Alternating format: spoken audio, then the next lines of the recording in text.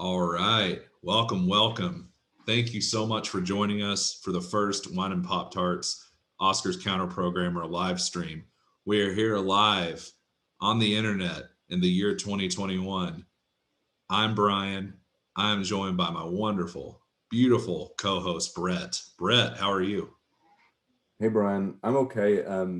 Quick question. Are we live right now? Like we're streaming right now? Correct. It is the night of the live stream, Sunday night. Okay, sorry, I'm just finishing up some questions and some notes for all of our awesome guests throughout the evening. I know I'm sorry, but go ahead and finish the introduction. And by the time you're finished, I should be done. I should be good. That's good. That's good. Our guests will be here any moment finishing the questions. I like it. So tonight we're going to be joined by some of the creative minds and those involved with some of our favorite movies of the past year. The Academy may or may not be highlighting the same ones. Hard to say, but this is the Wine and Pop-Tarts Oscars Counter Programmer, and we get to pick who we talk to tonight. So with that in mind, Brett, what are you writing? Okay, I'm finished. I was just writing the questions, finishing up the questions for our guests, and I'm done. See? Uh-huh. Good question. Yeah, I'm excited about it. And we're doing this whole thing for God's Pantry Food Bank here in Central Kentucky. So keep the donations rolling. The link is at the bottom of the screen. It's godspantry.org. And just in case you all don't think that we're taking this whole Oscars counter programmer ceremony seriously enough, we actually have a red carpet correspondent on the scene, and we're going to go to him now. Hey Brett, hey Brian, this is Horsey Cleveland, live for the first official red carpet event hosted by Wine and Pop-Tarts. Now you may be wondering who the guests are for this evening, but I'm gonna leave that up to you guys to introduce. But I'll be hanging out here all night, me, my microphone, my mask, and hopefully some awesome guests. All right, that's Horsey Cleveland at the red carpet on the scene, getting ready to do the interviews, talk to some of the stars. So really excited about that. Brett, I know you're on the scene as well. Nope, I'm at home. This is a Zoom background. I'm in my basement. So you're not there either? No. This is Okay. also a Zoom background, and I'm also in my house. Okay, so I mean, in our defense, I guess we did book this as a live stream.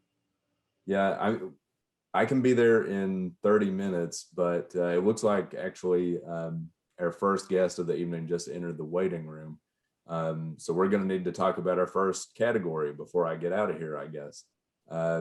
First category of the evening is Best Freak in a Castle. And the nominees for Best Freak in a Castle are Castle Freak and The War with Grandpa.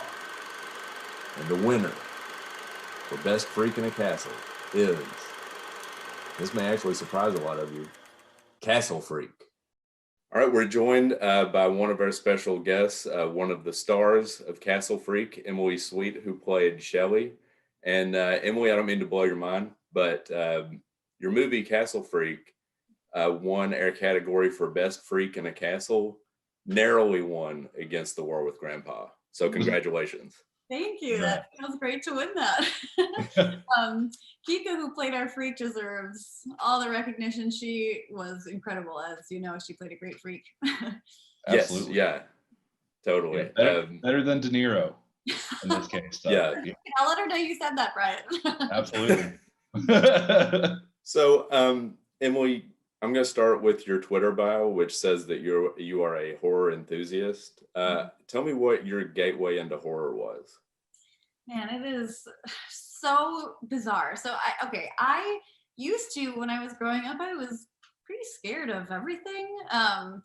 And it wasn't until, so I joined the circus, and I was a tightrope walker, and I did the sway pull for the Flying Melendez. So while I was there, I heard stories just about, different types of circus folk, if you will. And it was about that time that American Horror Story Freak Show came out.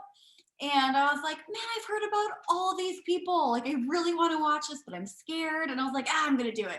So I watched it, was not scared at all. I found myself just like loving the gore and the guts and all of that. And so then I thought, well, if this isn't scary, I wonder what else that I thought was scary actually isn't. And so then I just went down a rabbit hole and I have never gotten out of it. It's not horror. Like, I know that guy. I work with that guy. Brian, you're next. Awesome. Yeah. So I also like read your background that you were that you are a musician, and you lived in Indianapolis for a time. Is that correct? Yes. So I'm in Louisville, Kentucky, which is like about an hour and a half or so from Indy, and I normally spend a good deal of time in Indy with some friends. So like I just wanted to like get your thoughts on living in the Midwest and like being in a band, to like kind of talk about maybe your background in music a little bit. Sure. So yeah, I mean, I grew up in New York and then just got kind of tired of it. And my aunt, uncle, and 2 cousins live in Indy. So just randomly I called them and I was like, can I stay with you for a month? Like, I just kind of want to get out of New York and kind of figure out what I want to do. So moved there, and Indiana is an interesting place. And I'm not saying anything negative about Indiana, but it was way different than, say, New York. But I really loved Indianapolis. I fell in love with it. It's a great city. And while I was there, a friend of mine, we went out one night and there was this band, this live band that was playing, and we had a blast. We had so much fun dancing and singing along, and we followed each other on Facebook. And then turns out that that singer, the lead backup singer, she got a job, I think, in Vegas impersonating Christina Aguilera or something. So they're looking for a new singer. And half jokingly, I wrote and I was like, I'll audition for it. And the guy, Andrew, who is his band, the Andrew Young Band, was like, yeah, okay, come audition for it. And I was like, wait, no, I was kind of kidding, but I guess I will. And then I ended up getting it. So then we just toured around Indiana and it was super fun. That's awesome. I was yeah, that's so cool. Like I just didn't expect like a person in like film or music to have their hub be in Indianapolis. So that's really cool. Yeah. Right. There's a lot happening there, so it's a cool place. I love that city. So yeah, that's cool. I'm glad you had a good experience there. Thank you. Great tiki bar in Indianapolis, by the way, the Inferno Room. Oh, I've never Just there. saying. Now I gotta go back after COVID and gotta go to the Inferno Room. Next time you're in Indianapolis. So let's get into Castle Freak. Okay. And your character is Shelly, and she's kind of the mean girl. Do you like playing mean girls typically? Okay, so I think Shelly is just misunderstood. I don't think that she's mean. She didn't do nice things, but I would say she's a jealous girl, okay? Because if you watch her interact with like the guys and her other friends, like she's just, when we arrive at the castle, thank you, to the bus driver, whatever. I think she just was really threatened by Rebecca, because the only reason I personally think that John stayed with her was because he blinded her. So to me, I just felt like, man, this broad has my man. So she wasn't necessarily good, but I guess neither was John. So No, that's true. he wasn't necessarily a good guy either. So, but I like to think she was misunderstood, that she had a good heart, but the jealousy got the best of her. Details like thanking the bus driver and being friendly to the bus driver, is that something that you brought to the character, or was that already kind of written into it? No, that's a great question. No, all that stuff was, and like that bathtub scene when it's just me and I'm drinking wine in the bathtub, that was all me, just because, again, I felt like when I read the script, it's so easy to see Shelly as just like a 2-dimensional character who, like, this is her role in Castle Freak. It's basically to steal the guy and then die, right? And that's fine, but I kind of wanted her to be more than that. And so I tried to find little ways to make her more likable. I don't know if it worked, but I tried to make her at least, a little more relatable and a little more kind, because she does do these horrible things. That's awesome. Yeah. So, for this movie, I just had a really huge blast watching it. And it just the best time. It was like time disappeared for 2 hours and like I was just in it. And it was so much fun. And was the fun atmosphere and like the fun vibe of the film, was that on purpose? Was that like kind of like the vibe of the set? I mean, I believe so. Tate, the director, is such just a fun, kind, caring guy. In general, I don't know if he could. Nah, he could. He's. I don't want to say that because he could make any kind of movie because he's just so talented. But he loves Castle Freak. I mean, he loves it, and I know that he really wanted to make a fun but like bizarre, freaky movie, and I think he really accomplished that. But no, I mean, we really wanted to.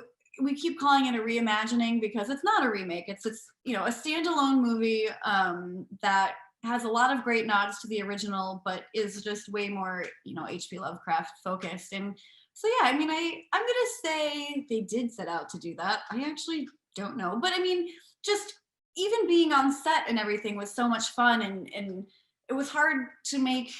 It would have been hard to make a movie that wasn't how it turned out. Does that make sense? Okay, that wasn't too confusing. Absolutely. The vibe, yeah. You all had like really good chemistry on this in the movie, and yeah, it just felt like a blast. But also, I mean, obviously there were some very terrifying things which we'll get into. So yeah. I was going to mention the chemistry too, and also like I don't like the term throwback, but it definitely did seem like a callback to when horror was fun. Like you could make a gross, gory, goopy horror movie without being like mean spirited or cruel, like Brian mentioned Hostel in the Saw series. Right. And like those movies have their place in horror, sure. But yeah, no, Fear from Listening. Castle Freak is just it's a fun movie that takes you on a wild ride and tells a good story. And again, I think the people who didn't care for Castle Freak wanted the original, but again, that's not what we set out to do. We didn't. Why touch the original? It's amazing. The original Castle Freak is fantastic. We wanted to do our own thing to like really celebrate the original, and so, I mean, I think we did that. And thank you for saying those nice things about it as well. Yeah, for sure. Yeah, you mentioned this. Oh, go ahead, Brian. Yeah, I was just gonna say I really liked how it wasn't trying to recreate the original, like it was just its own entity. So yeah, it was really cool. Thank you. Yeah. So you mentioned the vibe on the set, and that brings up another one of my questions about the set specifically. So Castle Freak was shot in Albania, and was it in a real castle? We had two parts. Really? So it was. We also filmed some of it though. So when we first got there, we were in the capital, Tirana, and we filmed a couple of scenes there, and like the party scenes. So even the scenes that were supposed to be Massachusetts was still shot in Albania. So we did film some things there, and there was 1 or 2 scenes that we filmed in a restaurant, but everything there is so beautiful that even the restaurant looked like a castle. Like it genuinely, we were like, is this the castle? And they're like, no, this is a restaurant. We're like, oh my gosh, it's insane. It's so crazy. So then the second half of the movie, we went to Eurocaster, and that's where this phenomenal, out of this world, amazing castle was. And the rest of it was shot there. How long were you there? It's not something you see a whole lot in 2020. Like not only did we not shoot in Canada, but we shot in Albania in a real castle. Yeah. Brian, how long were you there? I was there. Oh gosh, I can't remember. 2 weeks to a month. I can't remember how long I was gone. I should know that, but I don't know. The time flew. I was having so much fun. They were there for over a month, and I think I was there. I'm gonna split it and say I was there for 3 weeks because it was a significant amount of time, enough time that I really got to learn Albania and like really walk around and explore and kind of really understand the culture. And so I was there for long enough to do that. That's great. You got the next one, or? Yeah, I want you to do the next one, Brett, and couple it with what I said to you. Okay. So we're gonna get into that scene. That's what I've Okay. been calling it, is like capital T, capital S, that scene. Yeah, So, that scene. at the risk of spoiling, the third act, part of the third act, Shelley doesn't make it to the end. Shelley suffers from coitus interruptus at the hands of the titular freak. So mid-act, your head is removed, right? And then the monster finishes the job. Yes. So here's the question. The question isn't just confirming all that information that I did see that. Okay. My question is, how do you prepare for something like that? Like when somebody hands that script to you, how do you get into that? Yeah. So I remember reading that and going, come again? What is going to happen to me and then to John? Like his character? Like, okay. You know what? Because it's Castle Freak, I expected something like that. They weren't gonna let any of us get off easy, and I don't mean that, no pun intended. But so when I read that, I was like, oh, okay, my mom and dad are gonna have a blast watching this, but you know what? I'll do anything to be in this movie. Let's go for it. So, I don't know. You kind of just, you know that you're in good hands. I mean, Barbara Crampton was there. Tate Steinsick is there. It's a Fangoria movie. Like, you're in good hands. And I mean, I am very proud of that scene. I know that's like an odd thing to say, but it's like such a ridiculous scene, and the kill comes out of nowhere, and you just kind of have to say, all right, we're doing it, and then dive right in. Yeah, no, you should be proud. That was my favorite kill of 2020. And Thank you. stuck in my basement, I saw a lot of kills. Brian, can I read your text? You may. Okay. So he sent me 4 texts. Okay. Message 1 is, oh my God. Message 2 is, the kill scene with the monster sex combo killed me. 3, I rewound it and watched it over immediately. And 4, I've never seen anything like it. I know, it's so true. I mean, there really is nothing like it. And it's funny that you say that scene, because everyone refers to it as that scene. And I now know, like, oh, that's my scene. And I don't know, it kind of makes you feel good. And I know this is a really odd thing to say, but I also got the nipple ripoff, which was in the original Castle Freak. And I was like, and I get the nipple ripoff? Like, man, what a great scene. That's kind of that scene in the original too, right? Like the nipple rip. Yeah. Nip Yeah. rip. Nip rip. That Gosh. Brian, you're up. definitely takes it to a new level. So it's that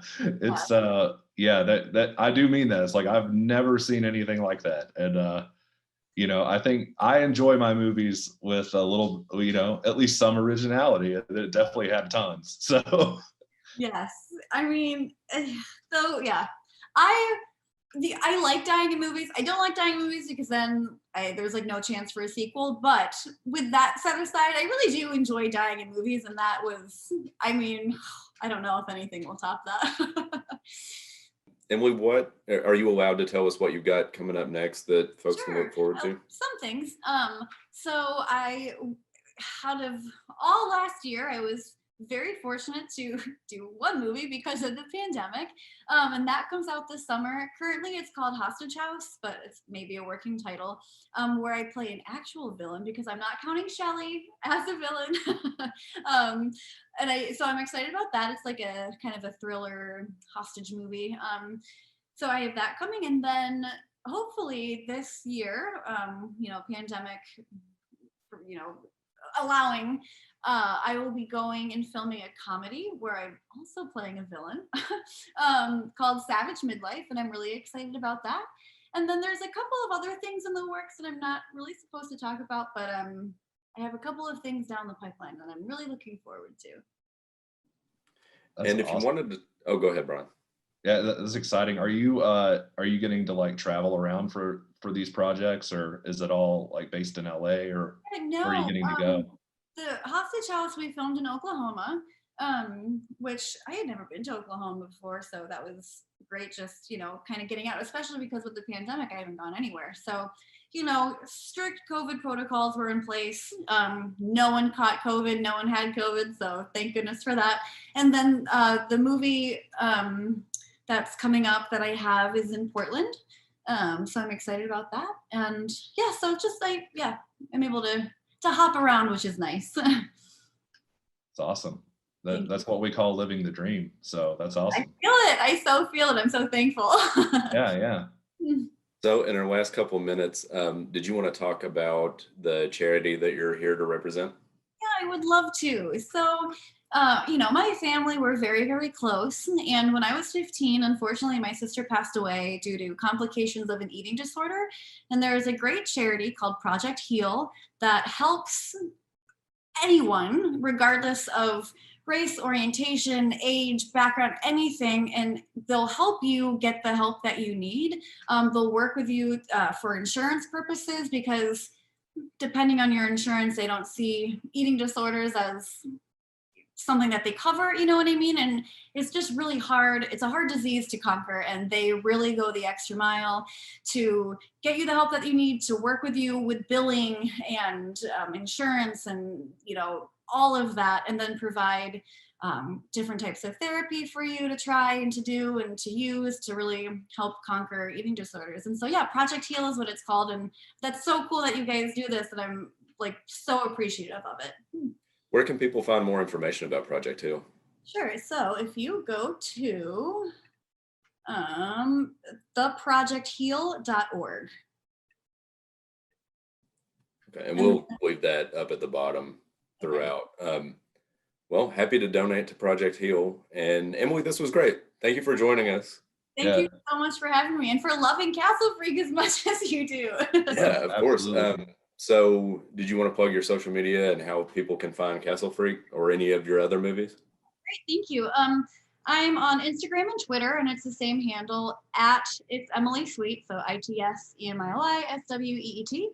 You can find Castle Freak on Shudder or on Prime, and the majority of my other movies are also on Prime. You can find them there. Well, thank you again for your time. This was great. Yeah. You guys. Thank you, Emily. I appreciate it. Bye. Looking forward.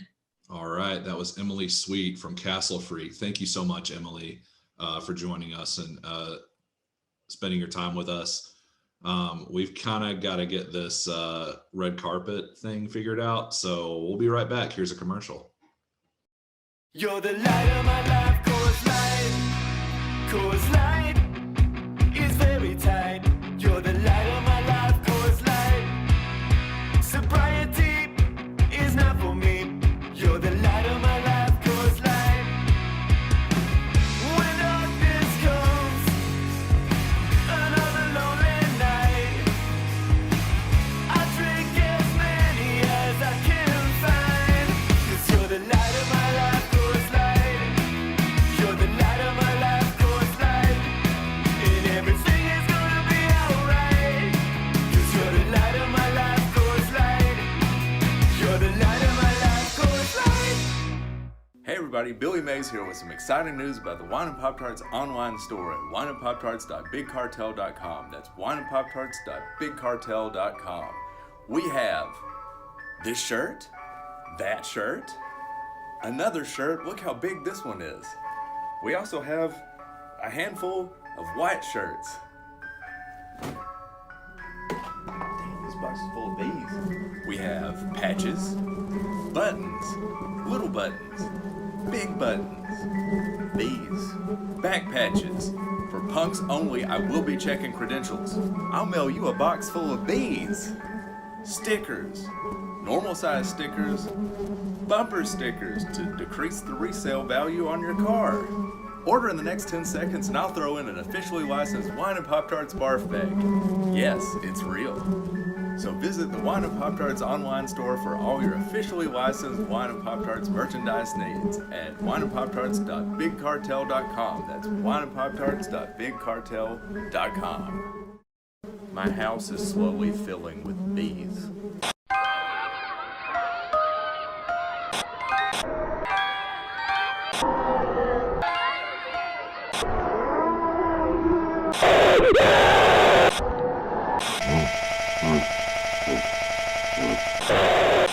we're back. Welcome back to the Wine and Pop-Tarts Oscars Counterprogrammer live stream, doing it all for God's Pantry Food Bank in Central Kentucky. Keep the donations rolling in at godspantry.org. Links at the bottom of your screen. You know, we didn't really get much of a chance to talk about it, Brian, but we've still got this weird red carpet correspondent issue going on. Yeah. And let's check in with him again and see if he can hear us. I don't think he can even hear us. We're back at the theater now. Horsey Cleveland here at the red carpet event. I haven't seen any red carpet outside, so I'm thinking maybe the red carpet's inside. Maybe that's where everybody's at, because nobody's out here. So let's go on in and, well, I can't get inside. The theater's closed. Am I at the right place? Is this the right time? Because I got other stuff I can do. Should I keep waiting here, or you all coming? Am I gonna meet anybody? Okay, I'm sorry to interrupt, but we've got our next guest in the waiting room, so we need to move on to our next category of the evening.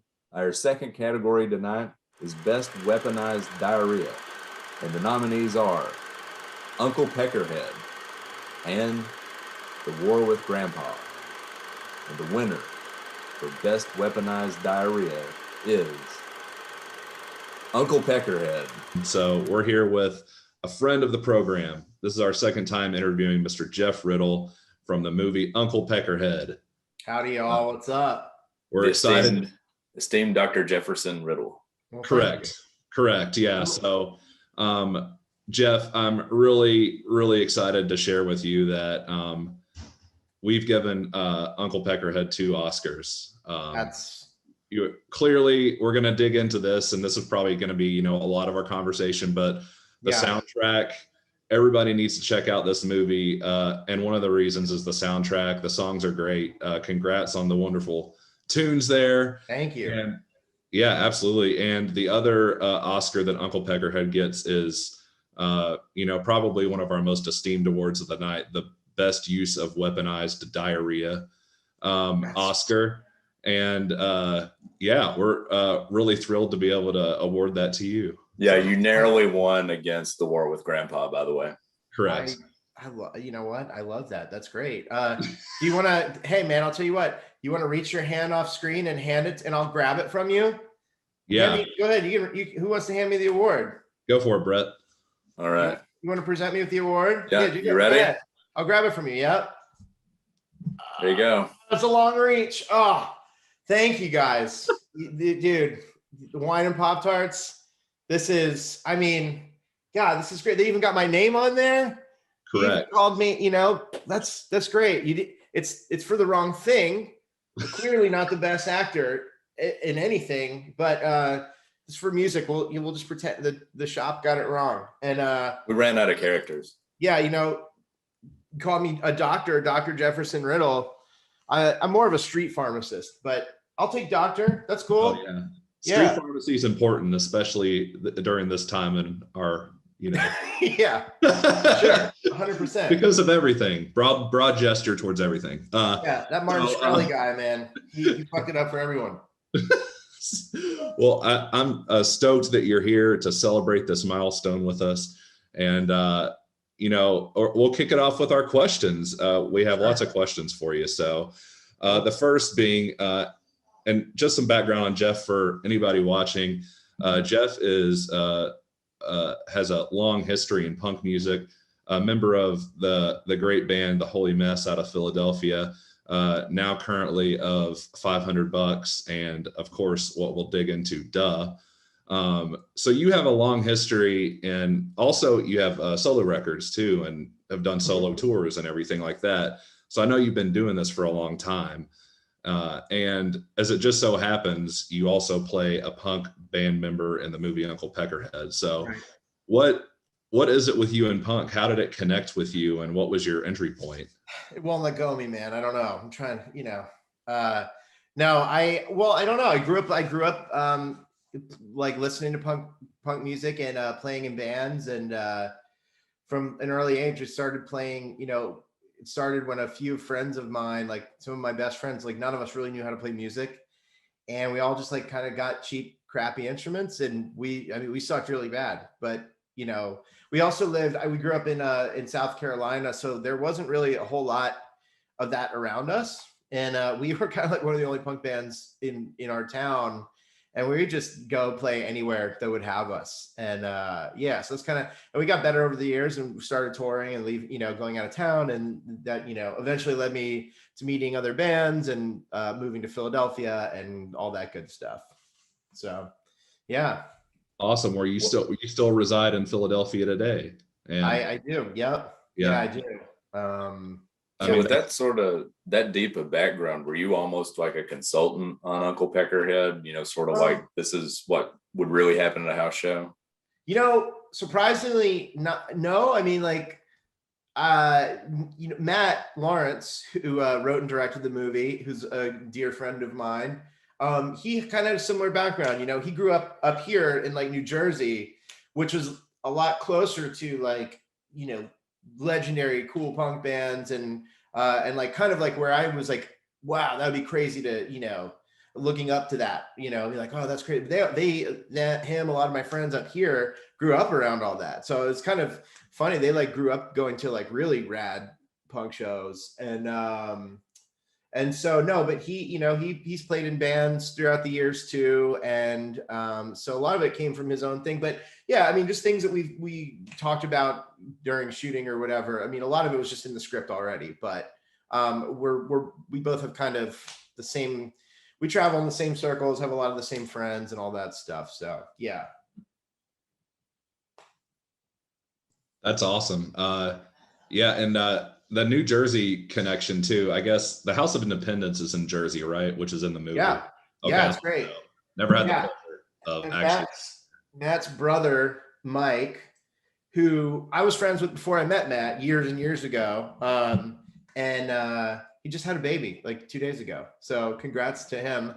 But yeah, he actually managed the House of Independence. So like we used a lot of little like connections, friends, and I mean, it's a very DIY effort for this movie in the first place. So Mike managed that venue and got us in there, and yeah, it was cool. I mean, I think my old band has played there once or twice in the past too. So It's pretty legendary. So, and obviously, does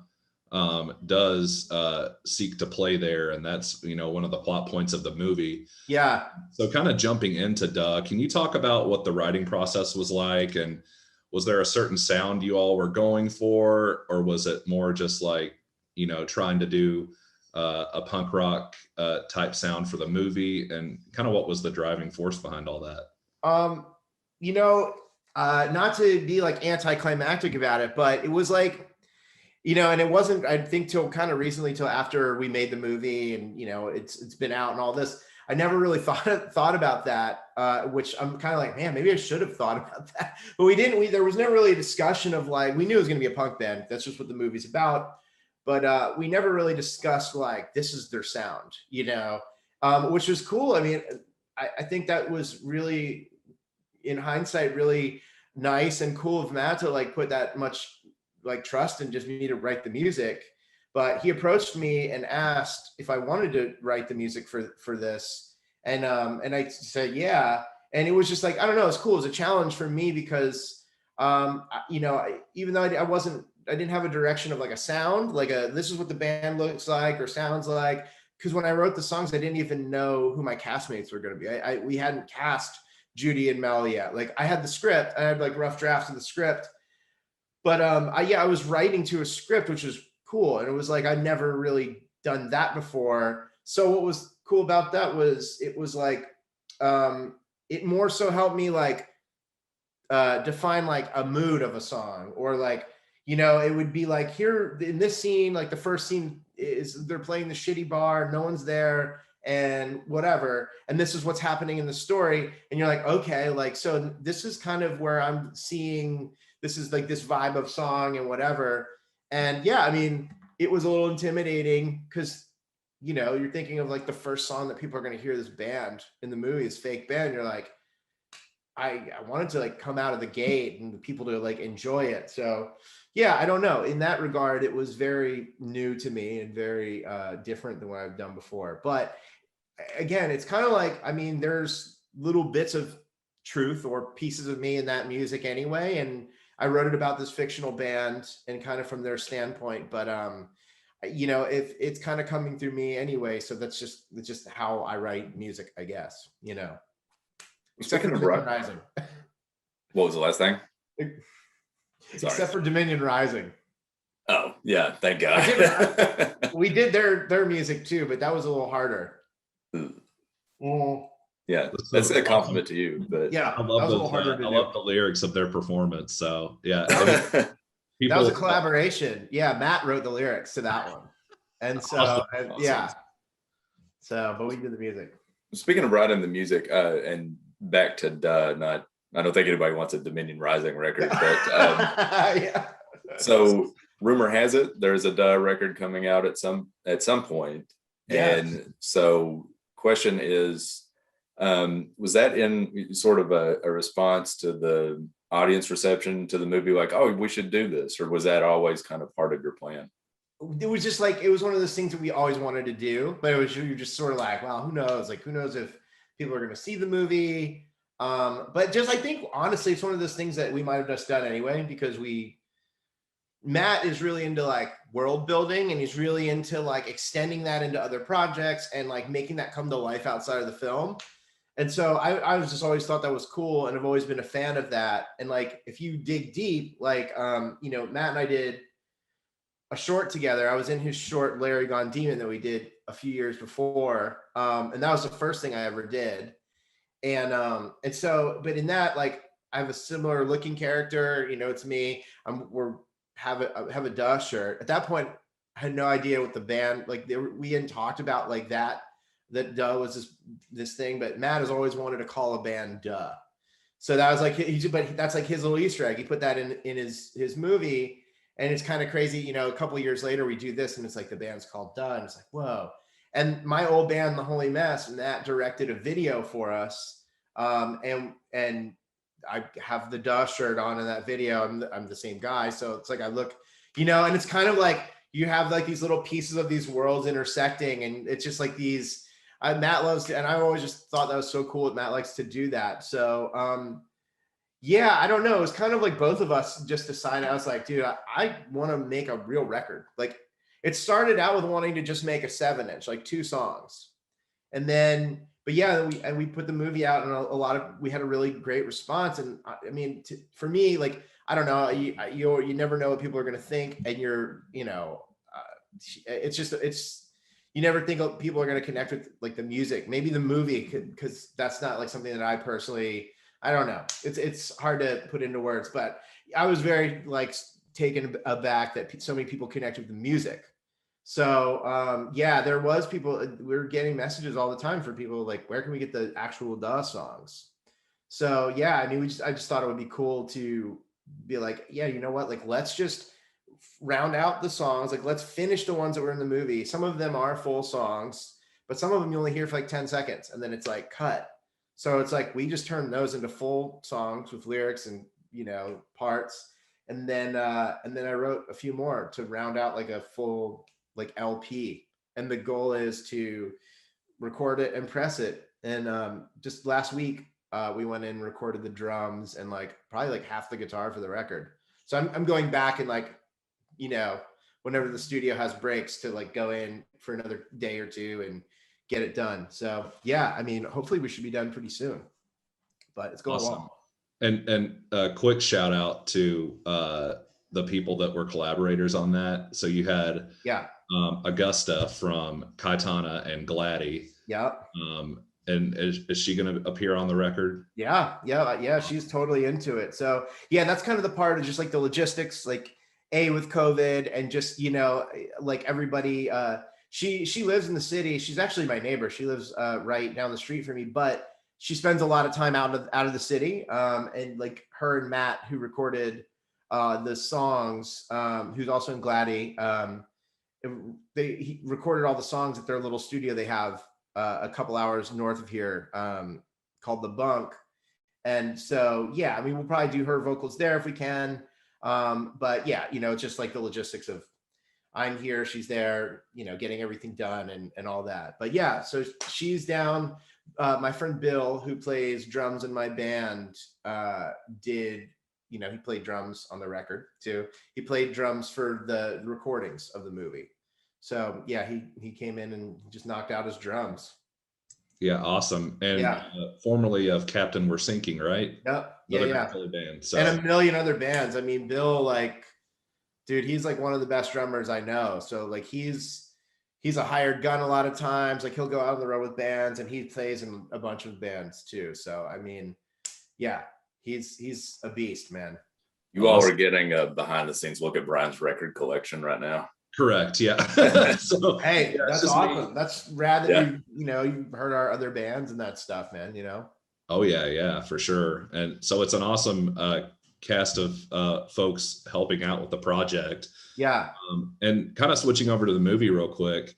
Can you talk about, like, it's a very like well promoted movie just on like social media and like, really building that like cult following. Yeah. Talk about, was there like what was the approach? Were you always trying to do promote it in a DIY fashion too, kind of like replicating the atmosphere of the movie? I mean, it's kind of our only choice. It wasn't really a concerted effort or like a real, like, we didn't have a strategy, I mean, obviously, like, we have a distribution company that put it out and there's some PR involved with that, but like a lot of it, man, it was word of mouth. It's like, dude, it's talking to you guys and like, and going on podcasts and really, and like our friends and just people that are fans of the movie sharing it. Cause that is, 1,000,000% how our movie gets out.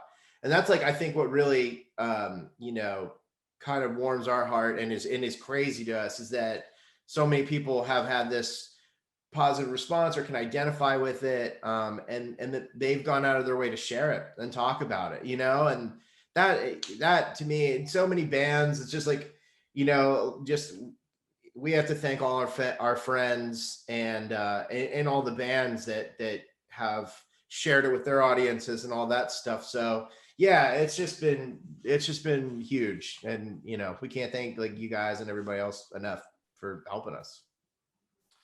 Speaking of bands that we all know and love, it's been over a year now since any of us got to go to a show. Yeah. So I'm wondering if you can help maybe tide us over a little bit with one of your favorite show memories, just anything that pops into your mind. Playing or attending. Favorite, but I mean, I've got a terrible memory anyway. So I have like what's known as Swiss cheese brain. I just forget everything. But man, I do know a crazy story. Like, I don't know that I should be telling it, but whatever, who cares? I went to my old band, The Holy Mess. We played this festival in Belgium one time. And we flew to play the festival, like, and so it just, the whirlwind of being there for like a day or two was in and of itself like crazy. But we flew over there, we had a bunch of friends that were playing, and like, I think Pennywise played the festival too. And this is not even my story really, but this just happened to like our bass player, Steve-O, man. He went out with Fletcher from Pennywise, and Fletcher's a huge dude. Like, Fletcher told us this story about when he was in Australia. He broke into the zoo when he was drunk one time and like just started like petting an elephant, and it like picked him up and threw him into a wall and broke all his ribs. And he like played a show the next day. So he's a wild dude. And they went to some bar in like, we're in rural Belgium, by the way. It's like we're not in a city. It's like it's like a little like, a tavern in like rural Belgium. So him and Fletcher, I guess, go to this tavern, and there's a guy that like, I don't know if he tried to start a fight with Steve-O or something.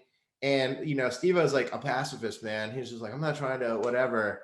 And Steve-O's like, the next thing I know, this just giant arm like reaches over me and clocked the dude.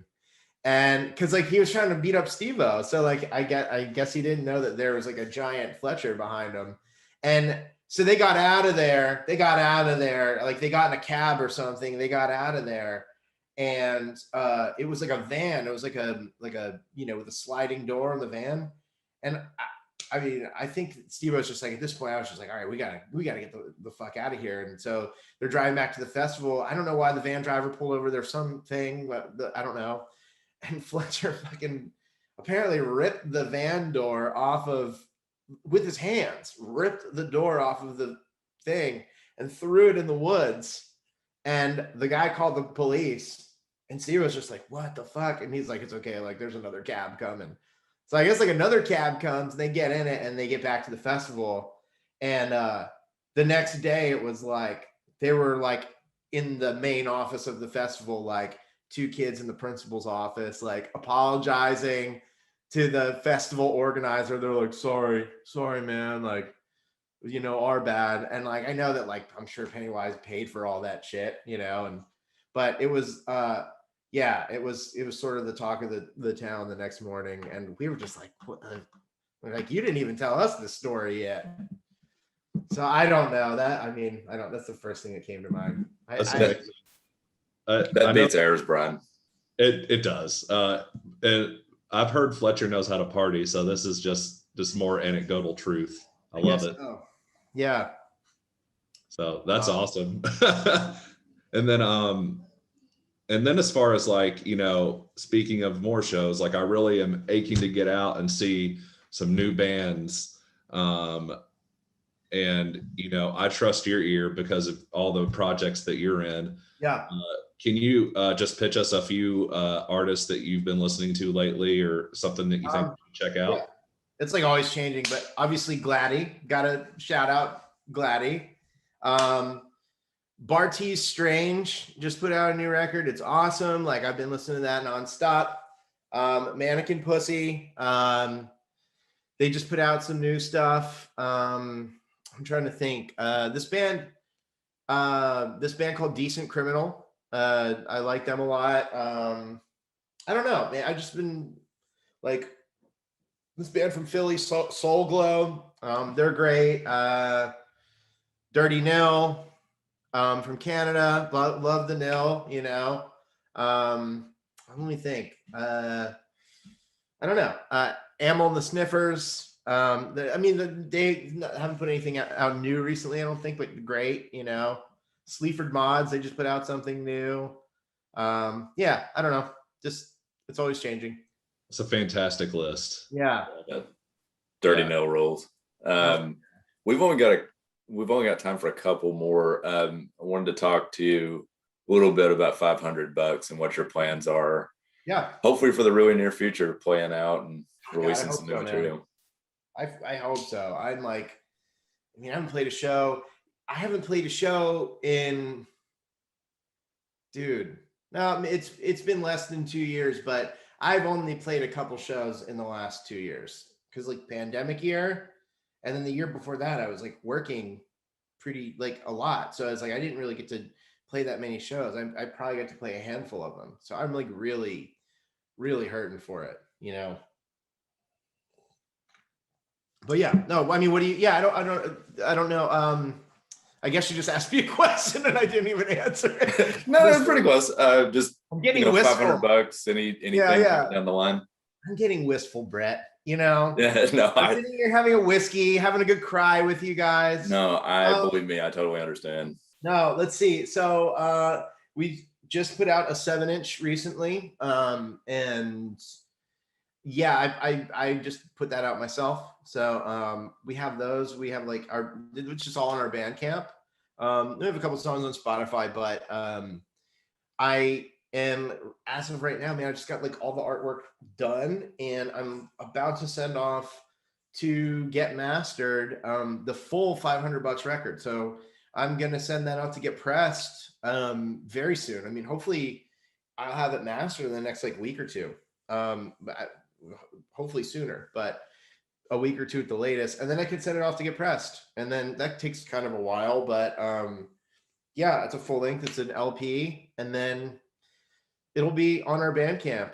I hope that we can go play shows with it, but yeah, so that's that. And then the DA record, we are same thing, we're like kind of right on the heels of that too. So I think I go back in like 4 or 5 days to record the rest of like the guitar and bass and maybe some vocals, and then we go get Augusta's stuff done, and then yeah, mix it, master it, and then again send that off to get pressed too. So hopefully this year we can put out a couple records. File away for most anticipated of 2021, Dude, or both. I'm excited. So, dude, I hope we can get back to hanging out and, you know, letting strangers spit in our mouth soon. exactly, that's what it's all about. Yeah. And then one thing I want to hit real quick is, and then we can talk about the charity that you chose. Sure. I do want to talk about your background in TV. I saw on your Instagram this past year that you were working on the TV show Ozark. Yeah. Can you talk about what you did and how you got into that? And is it something you want to continue to do more of? Yeah. Well, I got into it because really of like, honestly, like Uncle Peckerhead and this whole world is like, I mean, I've been playing in bands forever. So, but when we did the Larry Gone Demon, we did the short a few years back, like it kind of like, I mean, you know, I just got lucky. I never thought that I would be able to be involved with like filmmaking or any of that kind of stuff. And it kind of like switched this thing in my brain, and it kind of became this new passion, and I fell in love with it. And doing Uncle Peckerhead, I got to have a more creative role and have more of a hand, and you know, even like with pre-production and like on set stuff and all that. So it literally, when Uncle Peckerhead was done, I mean, it takes a long time to finish a movie and to get distribution for it and all that stuff. And so yeah, I kind of was like, I felt like I kind of got off like a fast moving train, and I was like, what, I want to do more of that and learn more and become better, so that like when we do the next thing, if fingers crossed, you know, that I can be better on set, I can help with more things and just know more of like how the mechanics actually work. So yeah, I moved from Philadelphia to Atlanta, Georgia, and because there's a ton of film production down there, and so I just moved down there and started, you know, staying on people's couches, got my own place, started working in the film industry, and yeah, and I just started working on like TV shows and all that good stuff, and yeah, and I was doing it up until the pandemic happened. So I mean, honestly, the plan was for my girlfriend and I to move, because we were living apart for that whole year. Like I have a house here, and you know, we've been trying to fix it up and get it ready, so we could move out of it and move down there. And then probably about a month before we had like the whole fam, like my girlfriend, my dog moved down and all this, everything stopped, you know. And we got to do one film festival. We got to do Panic Fest in Kansas City, which is rad. I mean, I didn't get to go to it, but Matt and Wiki and David did, and they had a blast there. And it was just like the movie was finally about to do the festival circuit, and we were so excited to like start going. And I even had tickets to San Francisco to go to the next one we were going to do. So I've never even seen this movie like really in a theater. So that was like, we were so looking forward to it, because from the time we finished to the time it came out, I mean, it was like 2 years, you know, like all said and done. So yeah, we unfortunately never got to do that, but I would love if like when things start to open up and when we can do it safely and people are vaccinated, if we could retroactively just, you know, do some one-off in different cities, play theaters and, you know, things like that. That would be great. We've got some ideas. We'll file that away Oh my for God, later. yeah, for sure. man. Throw them at us, please. Seriously. So we've got like 2 minutes left. Let's talk your charity, and then we'll Okay, let great. you go. So I want to do two, and I told you guys I'll match it. And however we want to do it, whether we each donate to both or each one. But the first one I want to do is Asian Americans Advancing Justice, Atlanta. And you know, they help fight to protect like civil rights and human rights of Asian Americans in Georgia and the Southeast. And so yeah, that's the first one and I'll send you guys links to all this stuff. And then the other one I want to do is not sure how to pronounce it, but RICES or RACES, RAICES. It stands for the Refugee and Immigrant Center for Education and Legal Services, and they help provide like legal services to like unaccompanied children at the border and a lot of other things too. So yeah, I'm gonna match you guys and donate to both of those if we can. Cool. Yeah, definitely. Jeff, thanks for joining us. Congratulations on 2 big wins, best soundtrack and best weaponized diarrhea. Thank you guys so much. Thanks so much. Thank you for joining us again. You guys rule. Thank you. Are you okay? You're acting really weird. I'm seeing things that aren't really there. Seeing things like what? Little smokies everywhere. Seriously? Do what you usually. Please. God bless you.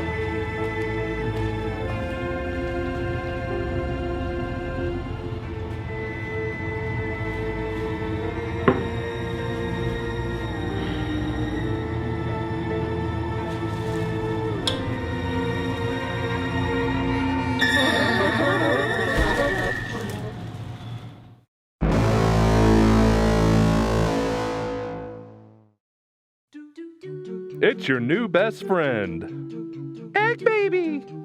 It's Egg Baby. Egg. Awesome! Egg Baby, now available in your grocer's freezer section. Eggs. Touch Egg Baby. Hold Egg Baby. Feel Egg Baby's power coursing through your veins. Egg powers. Listen to its egg secrets. Secrets of the egg. Sweet little egg kisses. Egg kisses. Bear witness to feats of that egg strength. Damn. Egg dreams. Sweet dreams, egg. Egg party. Shit. Hey, what is that thing? It's Egg Baby! That's just an egg with hair on it. Parents just don't understand. Listen to Egg Baby. Adults are not to be trusted. Accept its egg commandments. Deal with him later. Egg Baby. And coming soon, it's Egg Papa, Egg Mommy, and President Egg J. Trump. Egg President. Make America egg again. Egg Baby. Your new divine ruler. Now available in your grocer's freezer section. Egg. Egg. Yep. Eggs. Oh God. Egg. Sorry, that was me. Eggs. Okay, I'm gonna move on from eggs. All right, welcome back to the Wine and Pop-Tarts Oscars Counterprogrammer live stream for God's Pantry Food Bank. Keep the donations rolling in all night at godspantry.org. Link is at the bottom of your screen. And up next is our third category of the night. And the category is Zoom Meeting of the Year. And the nominees are Host and The War with Grandpa. And the winner for Zoom Meeting of the Year is Host. We're here with Brenna Rangott, who worked on the movie Host, which was a very successful, widely critically acclaimed movie from 2020. Brenna, can you tell everyone what you did in the movie? I was the editor. Awesome. Very hard work. So Yeah. I'm excited for this because Brett is also a video editor, and that's kind of what he Don't. does. Oh, wow. Don't do this to me. I'm sorry. I should have given Brian a heads up, like, don't do that. I'm excited though because he has some good questions, and I'm excited to hear your answers to it from a fellow editor in conversation. So thank you so much for joining us, Brenna. Right My off the pleasure. bat, you're in London, and Mhm. you know, it's a pleasure to talk to somebody from the other side of the world, and also a pleasure to give an award to somebody from the other side of the world. So I wanted to be the first to tell you that Wine and Pop-Tarts has decided to give the Oscar to host for Zoom meeting of the year. So Yay! yeah, Wicked. and so I just also want to point out that you were up against one feature film called War with Grandpa, which featured Robert De Niro. Oh wow! We have no way to verify that it had Zoom calls in it, just by the way. But yeah, but spoiler alert, it's just Robert De Niro trying to figure out how Zoom works for 90 minutes, and then it just ends. So you're all. I'll have to check it out. I'll have to check it out. It's awesome. Riveting. And I also want to point out that you won over every single Zoom meeting of 2020. I participate in like, maybe 5 to 10 of those a day, depending on the day for work. And it's certainly better than all of those. And yeah, Brett, I'm probably speaking for you there too. But yeah, this one was just really eventful. So I recommend it. Sure was. Yeah, definitely more eventful than our typical Zoom call. I can count on one hand how many of my work Zoom calls have had a demonic presence. Not very many. Not a ton. Exactly. Not even now, after watching Host? Not even. That's a good point. Fingers crossed. Yeah. Awesome. Well, thanks so much, Britta. We'll get to our questions. We've got a handful here, and also let you talk about the charity that you want to rep at the end, and get your thoughts on some 2020 movies too. So first question for you is that I looked up your resume and film history, and I noticed that it was really diverse. I saw a little horror. I saw a lot of other things, documentaries, and then I also particularly really liked the movie Run, Fat Boy, Run. That's an oldie but a goodie. That was such a wonderful film. I loved that one. Yeah. It is, and I'm a big Simon Pegg fan, so like I love that movie, and I thought that was really cool to see on your resume. But I wanted to ask you, Host was a pretty like critically successful horror movie of 2020. Was it ever your intention at all to get into the genre of horror, or is it just something that kind of came up? And what are your thoughts on working in it? I sort of stumbled into it mostly because I'd worked with Rob Savage before, and as you probably know, he's big into his horror, and I'd worked with him previously on a TV series. So I sort of stumbled into it because of him, because we liked working together, and he got me on board to do this. And it's sort of one thing led to another, and yeah, it was by association rather than me actually sort of deliberately deciding to do it. Yeah. Awesome. And I'm really excited to see the other things that you're going to be working on. But has Host opened up a door for you into like more horror projects, you think? Yeah, I've definitely had my agent calling me about a lot of horror films since then. Yeah. Oh, that's lovely. Yeah. Awesome. Does that excite you? Yeah, it does, because like I said, because I sort of stumbled upon it. It's a whole new thing, and I've kind of realized, because horror fans are so dedicated and enthusiastic. It was sort of like a little sort of genre that I didn't really know that there was so much enthusiasm in it, and it was such a lovely thing to kind of experience when Host came out. How well it was received and how enthusiastic everyone was. It's amazing. That's us. Yeah, I could tell. I would probably echo that too, that horror movie fans are particularly obsessed with their yeah, I've realized that. Yeah, which as you can tell, the rooms that we're in is just full of ghosts right now, so we love it as well. Yeah, that's awesome. But I'll pass it over to you, Brett, for the next couple. Well, happy spookies, Brenna. And my first question. Happy spookies to you too. My first question for you is, I've seen Host twice now, and both times, even after a few months had passed, it feels almost too real too immersive. Yeah. And I'm wondering, you know, even now, like, do you have like a sort of PTSD talking to us on Zoom? Does it bother you at all?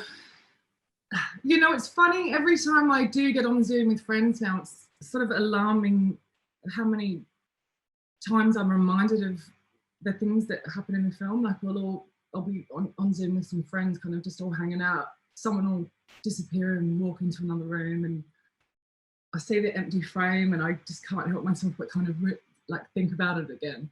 Or, you know, or the doubled up frame when someone logs off and logs back in again, and it reminds me of the beginning when Gemma is on there twice, and just I start looking at doors and dark bits in the back of, you know, people's rooms and stuff. It's the format reminds me so much of editing hosts that it's hard to not. Yeah, it's kind of a all weird the time. Yeah, so definitely it's affected it a lot. Yeah, it's become a compulsion for me too to just like kind of look over people's shoulders. And speaking of Zoom, mostly about the etiquette, I did want to point out that when Haley joins the meeting, her camera is on like some kind of monster. Who does that? Sorry, say that again. So when Haley joins the meeting at the very beginning, she's got her camera on. Like it just yeah, that doesn't bother you? That irks me. I always like to check the vibe of the meeting and then open my camera. Yeah, well, she's got a piece of blue tack over the little the camera. Fair. Yeah, so yeah, it's sort of got that feeling of the monster, but yeah, to stop everyone watching you while you're walking around your flat. Yeah, exactly. Like I'm with you, Brett. Like I know, like at least for work calls, I usually just my default mode is camera off, and sometimes I get called out. It's like you know, people want to see everybody's faces, and you know. Do you? No. I don't know. The spooky background helps me at least. But well, I should have done that. I should have. Yeah. You've got my lounge room. But I'm like you. I keep looking right past your shoulder to see if there's anything floating in the window or something. So it's something's behind that door. Yep. Oh gosh, yeah. Awesome. But yeah, question for you. This really stuck out to me in the movie, but I noticed the runtime was 56 minutes or so. And it really doesn't feel like that, but it's definitely on the shorter side for what a feature film would normally be. I was curious if there was ever any intention for it to be like a normal feature-length film of like anywhere from an hour and a half to 2 hours, or if there was any expectation that that was going to happen and that didn't happen, or what's the story behind that? Because it's a really effective movie in its runtime.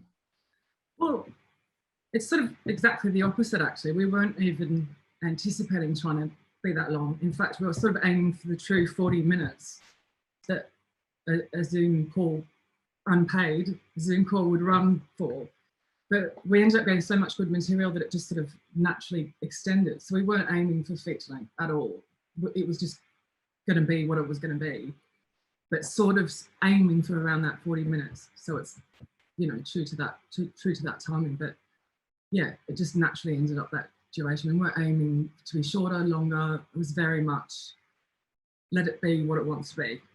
That was always the aim. Yeah, that's awesome. There are a lot of movies that are like 90 minutes, in horror and other genres too, that it's like, man, this still felt like it was too long, but like, it zooms along, doesn't it? So sharp and quick.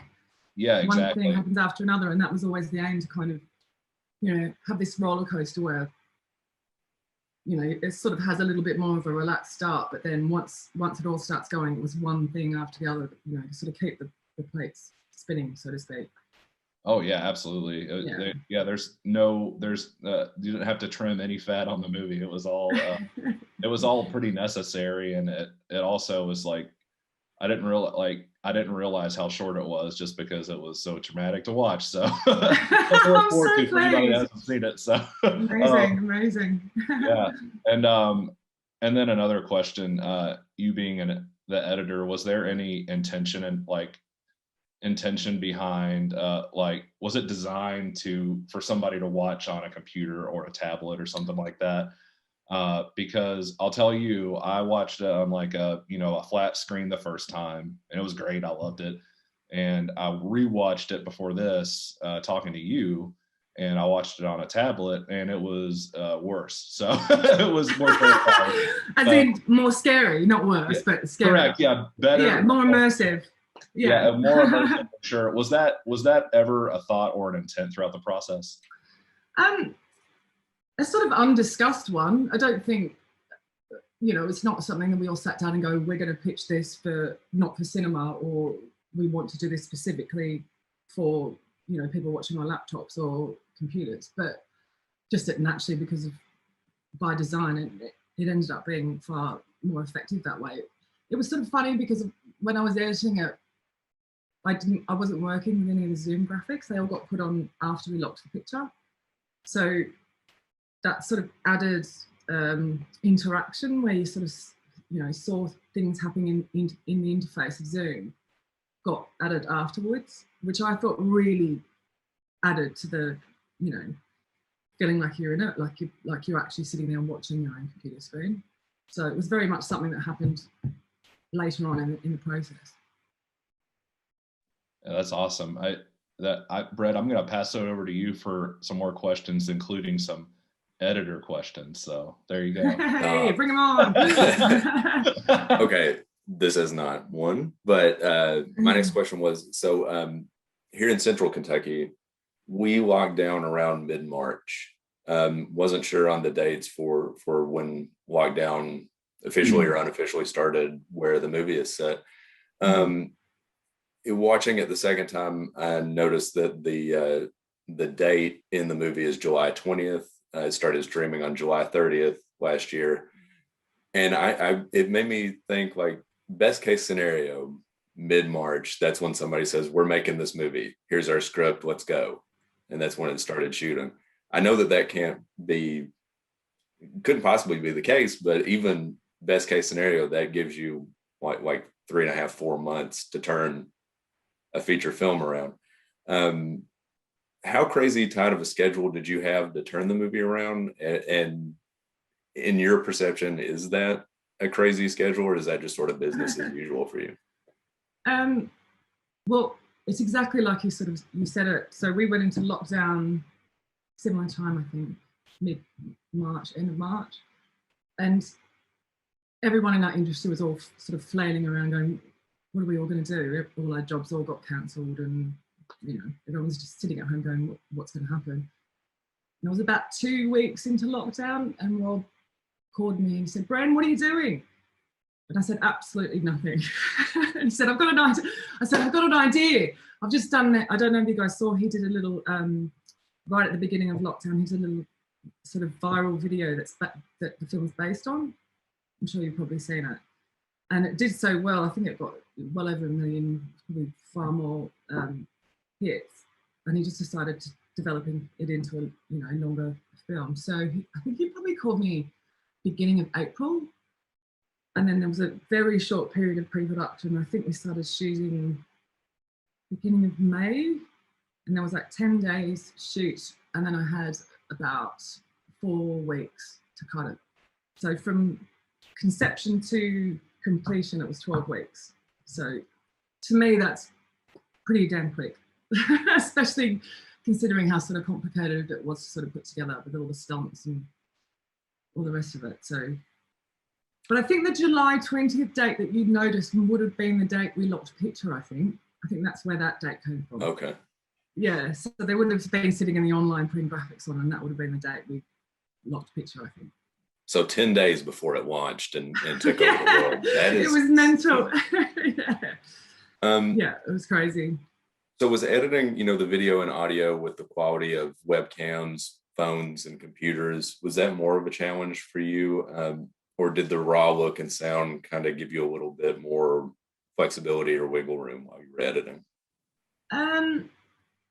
Yeah, it did give us flexibility in that, we could sort of hide moments and cuts behind sort of you know, computer lags or freeze frames and things like that, because the whole film's kind of built to appear a continuous 56 minutes. So obviously it wasn't. So there's just these little kind of little lags or glitches or freezes that we could hide edits behind. So that made it easier, but as far as kind of getting all the material in, I had the Zoom record like we're doing now, and then each one of the actors had an iPhone strapped to their computer screen, which was like set up right near where the camera is, to sort of emulate their close-up, I guess. So I ended up having, you know, up to 7 kind of timelines, one for each character, and they all had their own separate layer. And that was the iPhone. So that was really difficult actually, because you have to sort of, once you change one shot, the knock-on effect for the next edit was, you know, it just kept on changing. And it was like every single frame was built up of 7 different components. Does that make sense? My mind just melted. Yeah, that's crazy. So going back to what you mentioned about the visual effects, could you talk a little bit more about that? I'm thinking, you know, specifically, like there were a couple of instances like the legs levitating in the air in the attic. Oh yeah. Teddy catching on fire and the midair neck snap. Like, what was that more of a challenge? Well, you know, I was quite lucky because we had a great effects team called Lucky 13 that advised all the actors, and we were really lucky that a couple of the stunts performers lived in the same house together, so they could all sort of help each other out because they were all sort of in the same household. So it alleviated problems about, you know, not being able to send crew in because of the lockdown. And so they did, you know, a lot of it was directed by Lucky 13 sort of via Zoom, and they're explaining how to accomplish a lot of these stunts, the actors, over Zoom.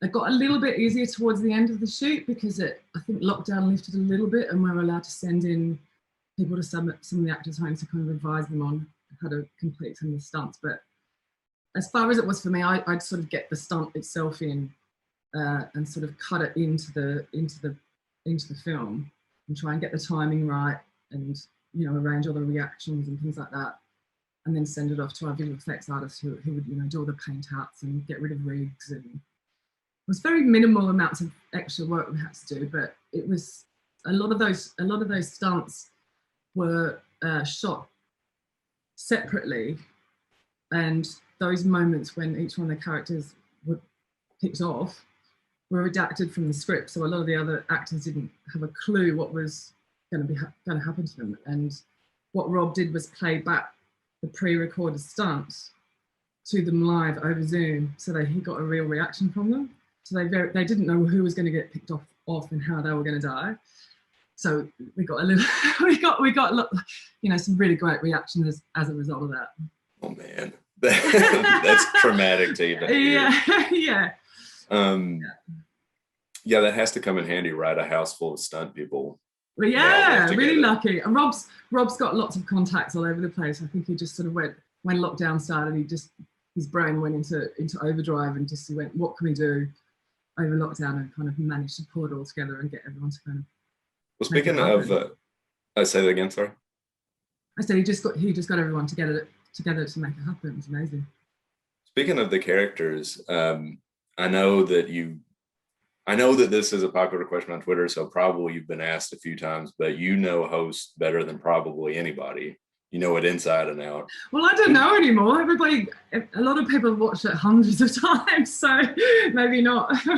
Well, in your opinion, whose fault is it? Is it the action of the movie? Is it Haley's fault or is it Gemma's fault? Hotly debated topic, this one, isn't it? I've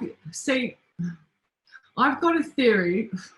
I mean, I'd probably say Gemma. Come on, she's the one that, you know, disrespected the spirits. But I've got this theory that in order of the people that were least responsible were knocked off first. Poor Alan gets dropped from the ceiling first. He had absolutely nothing to do with it. And then the least responsible as they go along. And then you end up with Haley and Gemma at the end. So my theory's got something to do with that. you never find out if Haley or Gemma dies first. So who knows what the answer to that one is? Okay. I mean, or Salem, what was she doing conducting a Zoom? Well, that's true. Conducting a seance over Zoom when she's never done it before with really bad internet signal. That's a good point. Yeah. We were Team Gemma, but I also wrote a note that it's actually Teddy and his girlfriend that sort of start disrespecting the whole process first. So. But they broke the circle first, didn't they? Could be them. Yeah, technically. Yeah. I also just wrote a quick note that I love the end credits. Yeah, they're great, that got aren't me. they?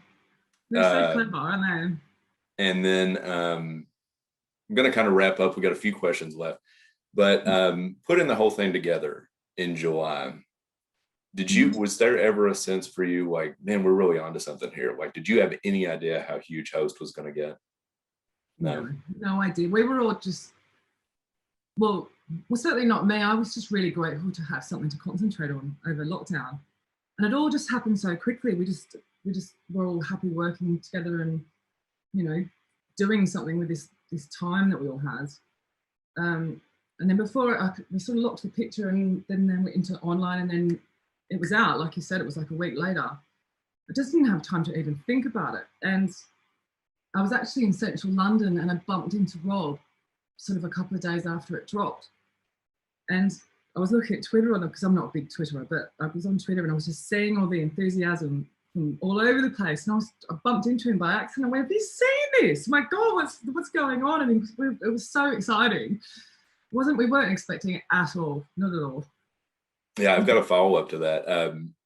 I watched it the night that it dropped on Shudder, and like, I mean, I followed along with everybody else. I just did like #NowWatchingHost and then included the poster, and all of the leads liked my tweet. I think that everybody. I know everyone's. I got the sense. I participate. Yeah. Yeah, like everybody was kind of overwhelmed, not just like them with what they made, but then also all of us. Like, what is this? My last question for you is, do you have any thoughts to share, or I don't know how to quite articulate this. I don't want to say advice, but kind of advice for, you know, filmmakers or editors coming from someone that took, you know, all the rules of capital F filmmaking and tore them up and threw them away. It's a tough one, this one. I don't know. I guess it's don't wait for the perfect time to do something, I guess. It's just, you know, because there isn't really a perfect time. You know, sort of work with the situation, the environment that you're in, and just sort of hit the go button and make it happen. Is that what you mean? Yeah, totally. I mean, yeah. I mean, I know I sort of don't think of it as us tearing up the rule book. It was just more us all just making something under the conditions that we were limited by, if that makes sense. Yeah, I just see a lot of people, you know, especially recently referencing Host, but in the past, the movie Tangerine, I don't know if you've seen that, shot entirely with an iPhone. No, I haven't seen it. I really want to, yeah. 5 or 6 years old, but people, even after its success, say like, well, you can't make a movie with an iPhone. Like, you can't shoot a movie with an iPhone. Well, people did. So totally can. Well, there's that sort of feeling. I think we all kind of look back on it and feel like we did something with the lockdown, and you know, we're really proud of it. And it's that thing, it's like, look what we did, and you can do this stuff. Don't let things limit you. That's a lesson for us, Brett, as we continue making films. You know, particularly on your side. So Brenna did it in what, 4 weeks? Made a hit movie on Zoom. So that means that surely our shot is right around the corner at fame. So yeah, exactly. Yeah, maybe next year the Oscars will finally get our nominations. I'm still convinced they're getting lost in the mail. Correct. No doubt. Yeah, that's yeah. So I have a couple last questions for you, Brenna. Yeah, 2020 did have a lot of great movies, Host being one of the best in our opinion. is there any movie that stuck out to you, or any movies or performances or anything that stuck out to you that you think the Academy has overlooked in their nominations? I'm going to shamelessly plug Australian films. I don't know if you can hear my accent. I'm Australian originally. Yeah. I really liked Relic from last year. Did you guys see it? I saw Relic. Yeah, I thought it was very, very dark, but I thought Emily Mortimer was great in it, does a great Aussie accent, but I just thought it was one of those wonderful films that, and it's probably from a renewed interest in horror, where, you know, horror is used to tell really human stories, which that to me really was, as dark as it was. And I just thought it was really that proper chiller, you know, atmospheric. Yeah, it really got to me, actually. I was thinking about it for weeks afterwards. So that would be one of mine. And Baby Teeth, another Aussie film. I loved that one as well. Baby Teeth? Yeah. Ben Mendelsohn, it's not an underrepresented genre because it's still drama, but Ben Mendelsohn and the actress from Babadook, I forgot the name now, Essie Davis. She's in it. But it's a great little Aussie drama that came out last year as well. I really enjoyed that one. Ooh, I'm super interested. Ben Mendelsohn is incredible. So isn't he? Oh, I love him so much. Good. Australian, right? Too? Yeah. I thought so. But yeah, that's awesome. So yeah, so let that be a lesson to the Academy that they overlook really great films. Yeah. And to wrap us up, also, I am just curious, just like from a personal standpoint, when you had, I know this is kind of out of order, and I'm sorry, but whenever you were working on this film, like in that crunch time, I'm just curious, were you able to maintain any sort of like normal, like working day at all, or was it just around the clock, I'm assuming? Times when I would just literally fall on the ground from exhaustion. It was mental, because we really wanted to turn it around quickly while it was, you know, relevant to everybody. So there was that added pressure of kind of just get it out there. So no, I spent all my time in this flat at this table. It was crazy. Yeah, instead of binging content, you were creating it though. So yeah, there was no time to watch anything. Definitely not.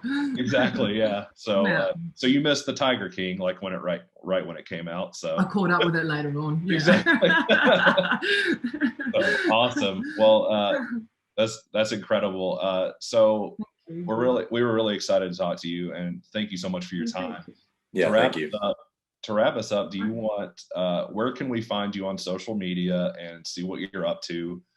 And where can we find out what you're going to do next? I'm terrible at social media, as everybody I know knows about me. I don't even think I've ever tweeted, which is ridiculous. Rob always has a go at me about it because I've never tweeted anything. I'm quite voyeuristic, but I am there, and I aim to up my game a little bit. And what was the other question? What else am I working on? Was it? Yeah. What else what can we look forward to seeing your work in? If you're allowed to talk about it. If well, I can talk about it in not much detail. We're doing the follow-up to Host, so it lives very much. We're sort of almost finished. We've got a couple of pickup scenes to complete, but it's mostly done. Yeah, I obviously can't tell you too much, but it's sort of it's living in the found footage space, and it's still a nice little nod to, you know, how we're all communicating with each other in social media and with technology in this otherwise socially distanced world. So it's still a kind of nod to that, but it's it's a bit of a wild ride, actually. This is really great news. I'm so excited. So, is there a similar like crunch time on this one, or is it more open-ended on the timeline? I mean, for the very same reasons that, you know, it's sort of it's you know, set in the time that we're living in now, i.e. post-lockdown or coming out of lockdown, this kind of socially distanced world. So we, you know, we want to get it out while we're all still experiencing the same things. So yeah, there's still foot on the accelerator. Awesome. Well, everybody is that's gonna be a treat for everybody. So everybody look forward to that.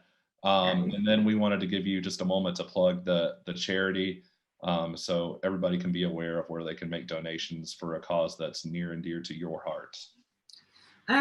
Is it okay to do a UK one? Is that Absolutely. okay? Total. So there's a great charity called Crisis in the UK, and their sort of aim is to end homelessness, and they're pretty proactive in kind of education and housing, but their main aim is ending homelessness in the UK, and I feel quite strongly about it, especially because we're all spending so much time at home at the moment, and there's a lot of people that can't even do that. So That's my plug. That's beautiful. So you can find out more, and we'll put a link for this so everybody can see the link and donate. And yeah, thank you. So that's wonderful. So thanks so much for that. And no worries. Brett, anything else before we wrap up for you? No, just thank you for your time. We appreciate it. This has been fascinating, and Pleasure. yeah, I can't wait to see So what's what next. sort of stuff do you edit then, Brett? Oh no, I'm ending the recording. No, but yeah, seriously, thank you. I appreciate you coming on, and yeah, looking forward to whatever is around the corner. Well, thanks for having me, guys. Thank you so much, Brenna. So we're gonna go back to our red carpet correspondent, Horsey Cleveland. Is he still there? The Horsey, you there? All right, still here, guys. I am still here. I haven't left you yet.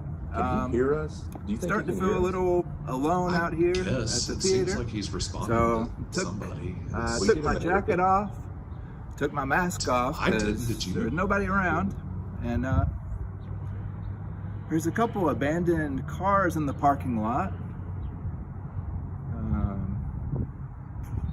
Now I'm just gonna go walk around, see what I can find. Maybe there's some movie posters of the movies that are nominated.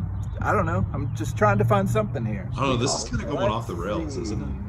Yeah, this is not going well. We Yeah. should call it. I think we should call it. Yeah, we should probably, yeah. Well, there's nothing, no posters. This one down here is broken. No posters. Well, I guess I just don't really need this microphone. So just keep me posted. Tell me if I need to do anything whatsoever. Maybe order me some food and DoorDash it to me. We don't have the budget for that. We're going to take a quick commercial break, and we'll be back right after this. In the not too distant future, mankind will leave Earth in search of the ultimate in taste. Their search will lead them to Planet Sancho. Look out! A space goblin! Set phasers to volcano sauce.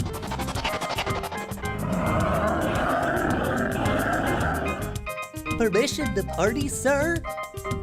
Permission to party granted.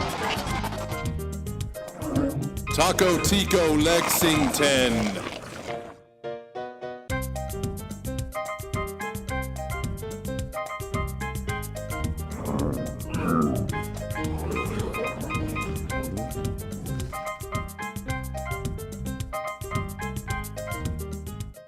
Crustos.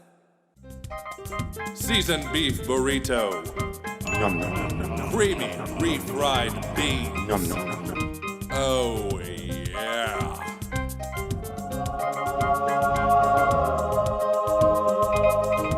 Whoa!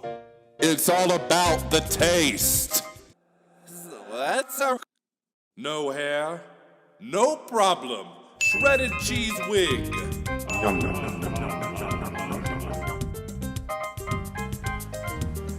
Sail away on a sea of flavor. Taco Tico Lexington.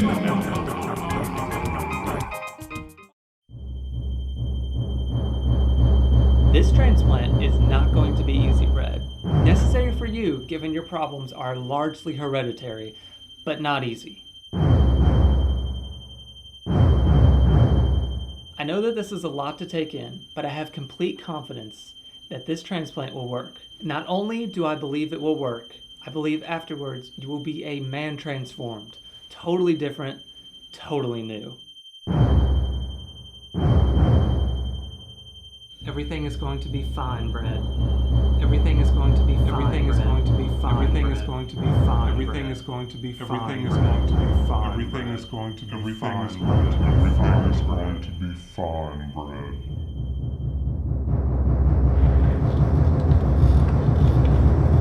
Brad, everything okay over there? Okay then.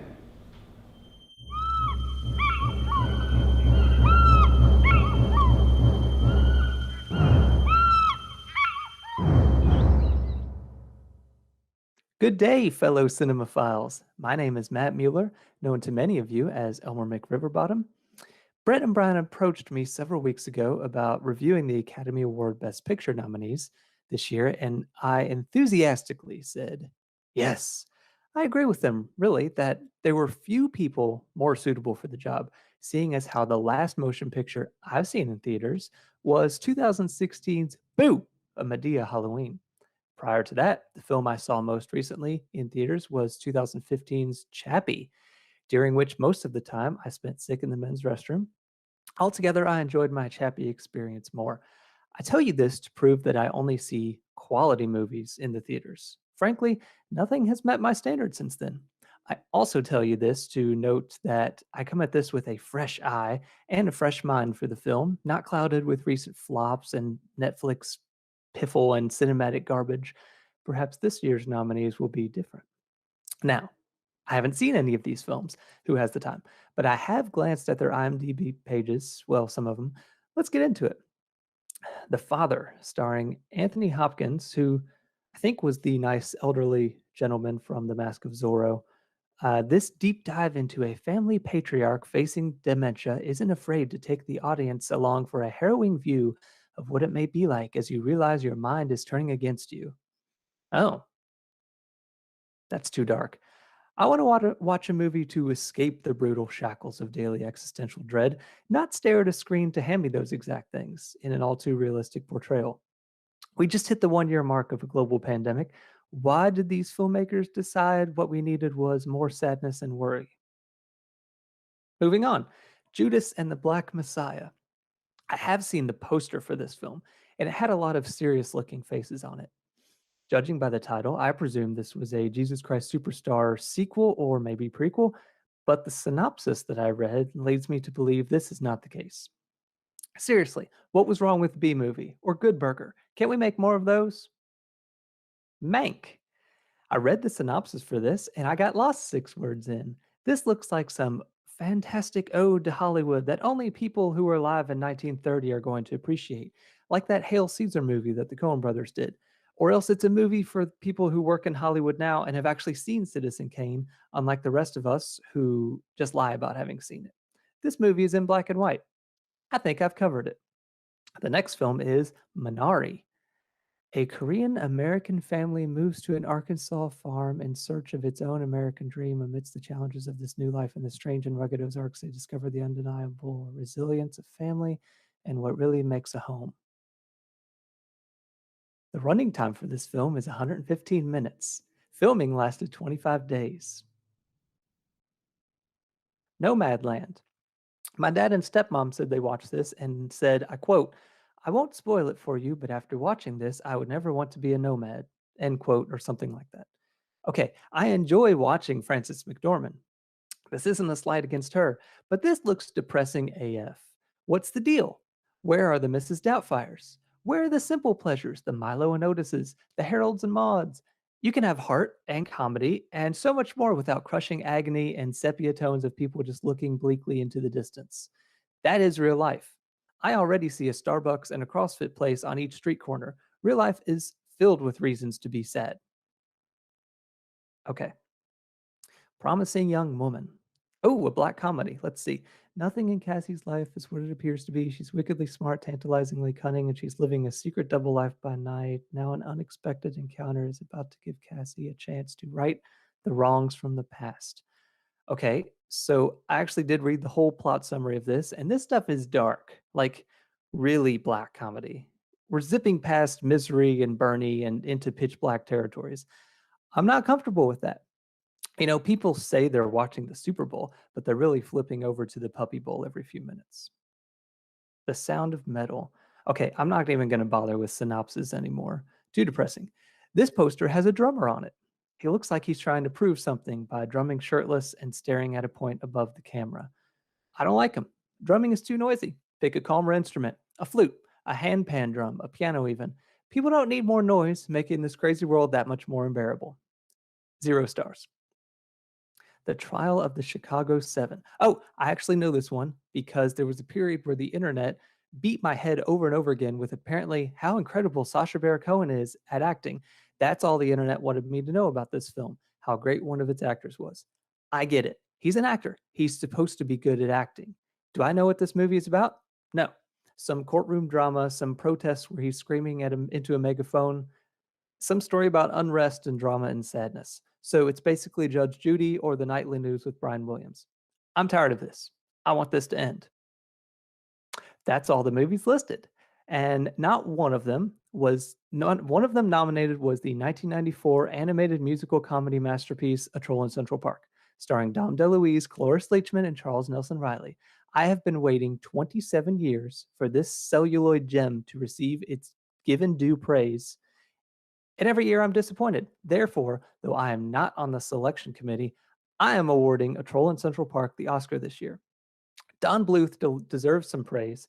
The guy made a shit ton of movies, and everybody does nothing but poo-poo on them. I think I'm done. Back to you all. All right. Welcome back. Thank you so much, Matt, for your wisdom, as always. Always wonderful to hear from him. So the next category that we have for our Oscars Counterprogrammer is the award for best use of shadowy goat figure. And in that category, we have competing Spiral and The War with Grandpa. And I'm happy to announce that our winner is Spiral. So now we're joined by our next guest, John Poliquin, one of the writers and producers of Spiral. You might know John from Grave Encounters 2, kind of a cult favorite horror movie. John, thanks for being with us. Thanks for having me. And congratulations on your big win in the category of best use of shadowy goat figure. Of course, you were up against The War with Grandpa, starring Robert De Niro. So that may be obvious, but just letting you know. Yeah, no, I thought that they would take the win, so I'm happy that we got it. That's great. Congratulations. So Brian has the first question for you. Brian, if you want to take it away. Well. Thanks for joining us. I was really excited to browse your IMDb page before this, and I saw that you were a production assistant on Snakes on a Plane. Is this true? And do you have it? Could you just give us like a brief synopsis of your experience on Snakes on a Plane? Yeah, that's true. I think I was like 18. It was kind of a crazy experience. We were shooting in an airport one day. I think it was day 2 or 3 of production before we did the studio stuff. And my job as a PA was to make sure that everybody on crew and cast had the proper ID for the airport. So we were shooting in a terminal already at this point, but I had to go up to Samuel L. Jackson and ask him if I could see his ID. So I was all shy and, this like awkward, lanky dude, 18 years old, had no idea how a set run. And I walk up to Sam Jackson and I'm like, hey, can I check your ID? And he looks at me full like one-liner face and is like, do you know who the fuck I am? And I was just like shaking. I'm like, yeah, Sam Jackson. I just walked away. So that was my failed attempt at getting Sam Jackson to comply. He's like, I don't need a fucking ID. I'm Sam Jackson. Wow. That is That is the best.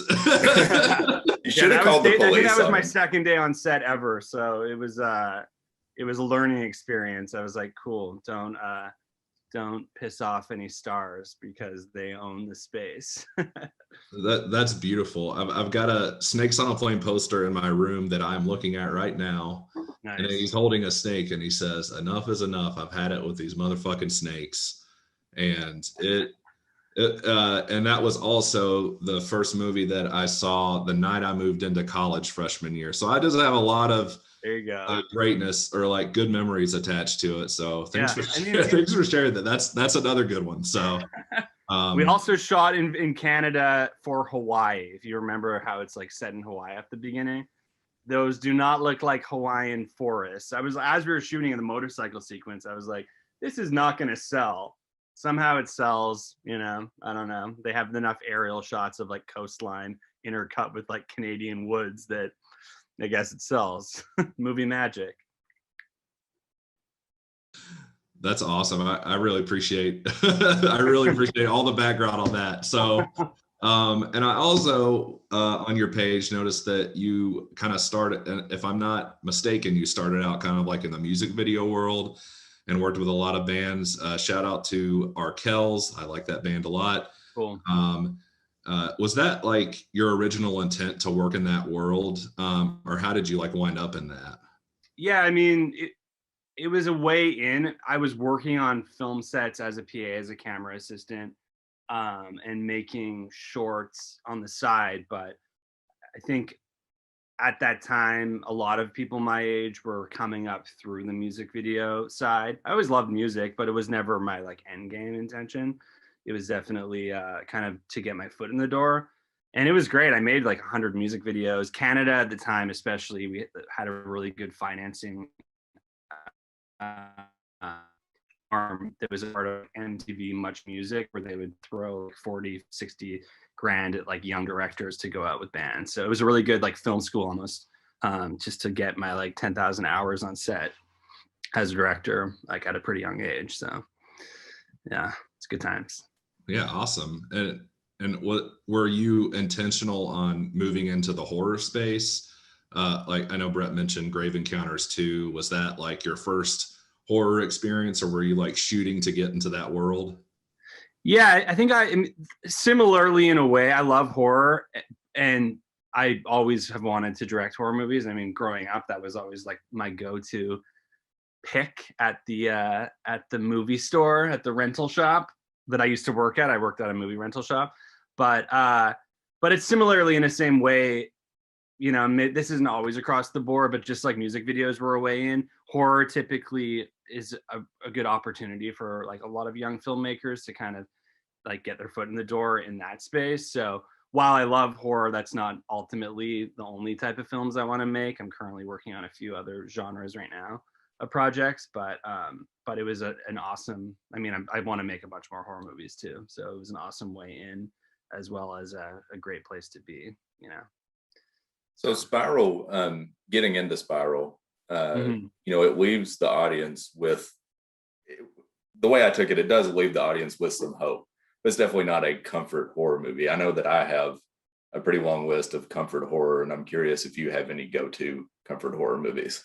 Yeah, I mean, I'm a total 80s, 90s kid. So obviously the like Nightmare, or all the Nightmare movies, going into Evil Dead. I love Evil Dead and just like how fun and you know, crazy they were with effects in Evil Dead and Evil Dead 2. And then Scream, like all the 90s slashers. All those movies I can literally put on like if I'm stressed or tired or whatever, and just like totally have that comfort horror experience. But the list goes on, really, like anything from that era where horror didn't take itself quite as seriously as a lot of horror does today, you know, in the late 80s and 90s when it was just having fun. Like all those movies are just a blast. They're just sleepover movies. I love it. Sleepaway Camp would be something perhaps from that pool that is my go-to comfort horror. Absolutely. Yeah. So for me, Spiral was pretty hard to watch just due to the likability the three leads and my investment in them. I was wondering if it was hard when you were writing it to take those characters and sort of, put them in a horror movie, and they didn't realize until it was too late that they're in a horror movie. Yeah, I mean, internally, because Colin Minahan and I wrote the film together, and it had been through a lot of iterations, and we tried a few versions where in the finale they come out on top, and it was less of a bleak tragedy. But it never felt right. It just felt a little bit too forced and not ultimately saying what we wanted the film to say, and not really like dealing with the realities of a lot of the themes around, social scapegoating. So yeah, no, it was a little bit challenging. A lot of the characters too are pulled from like my own experiences, me and my partner's life. Like, so there's a lot of myself, and the star of the film, Jeffrey Boyer Chapman, is one of my closest friends that, we worked together on music videos back in the day, and we've done a bunch of films together. So he put so much of himself into that film. So yeah, it was hard. Like as we were shooting it, it was like, oh man, these characters are really going in a direction that that's pretty terrible. But I think we just had to stick to our guns, and we wanted to kind of make the statement that we were trying to make. And ultimately, we want the audience to care about them, and then really feel that emotional impact when things don't go their way. That definitely came through for me. So we've got a pretty long list of boxes that Spiral checked.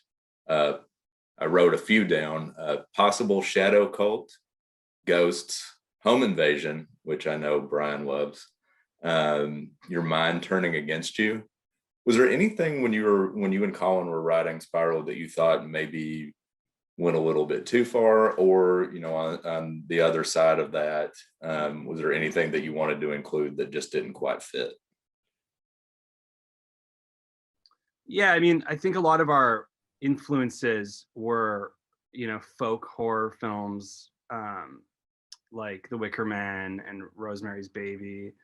And a lot of those, like the central conflict for a lot of the film is kind of the descent into madness of the protagonist, and the mystery around like, is something happening? Isn't something happening? So we were careful about not leaning like too far into supernatural.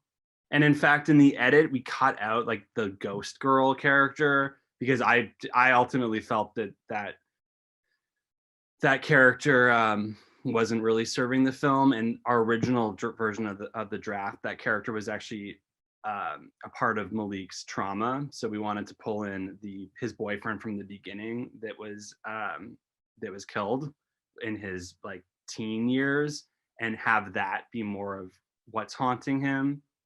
That made more sense to me in the rewrites and in pre-production with the director. That ended up changing to this like more supernatural entity of this ghost girl.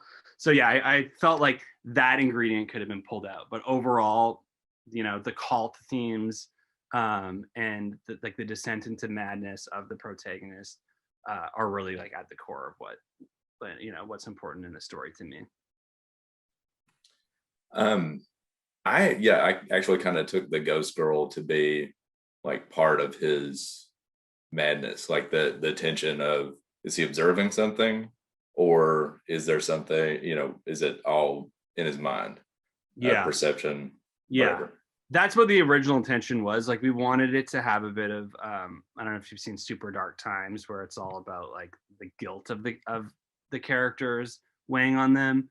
The intention of those more supernatural haunts were supposed to be like more tied to his trauma, but they ended up taking a bit of a turn with the ghost girl, but it's still all under the same intention. But I probably, if I had full control as a director, I probably would have really leaned more into the him being haunted by the memory and the guilt that he had around the death of his boyfriend as a teen. Gotcha. Well, speaking of that, my favorite scene of any movie that I saw in 2020 is Malik and Kayla in the car, the different scares people scene. How difficult was that to write, and how difficult was it to shoot if you were on set that day? Yeah, it wasn't hard to write because I'm gay, and that's a lot of like you go through those emotions and kind of that point of view of like, okay, well, how much do you want to assimilate? How much do you want to stand out? And some days, like at the beginning of the film, when he's talking to her, it's the message of like, be proud, be who you are. Like, it doesn't matter what people think. But then as they're getting beaten down and he's having to descend into madness, and there's all this fear of oppression, his philosophy changes to, no, you have to fit in because it's not safe. So no, I mean, a lot of it, I was so close to me, so it wasn't challenging to write. And actually same with the performance, to be honest, that was one of the scenes I think that that they did the least amount of takes. I think they only did like 3 takes of Jeffrey's monologue.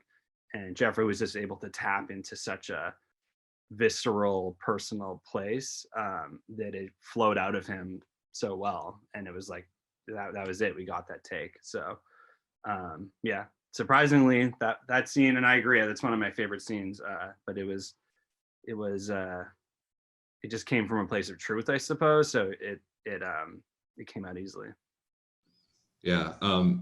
Did you pick Jeffrey? Like, did you have him in mind when you were before any of this? Like, was that character written with him in mind?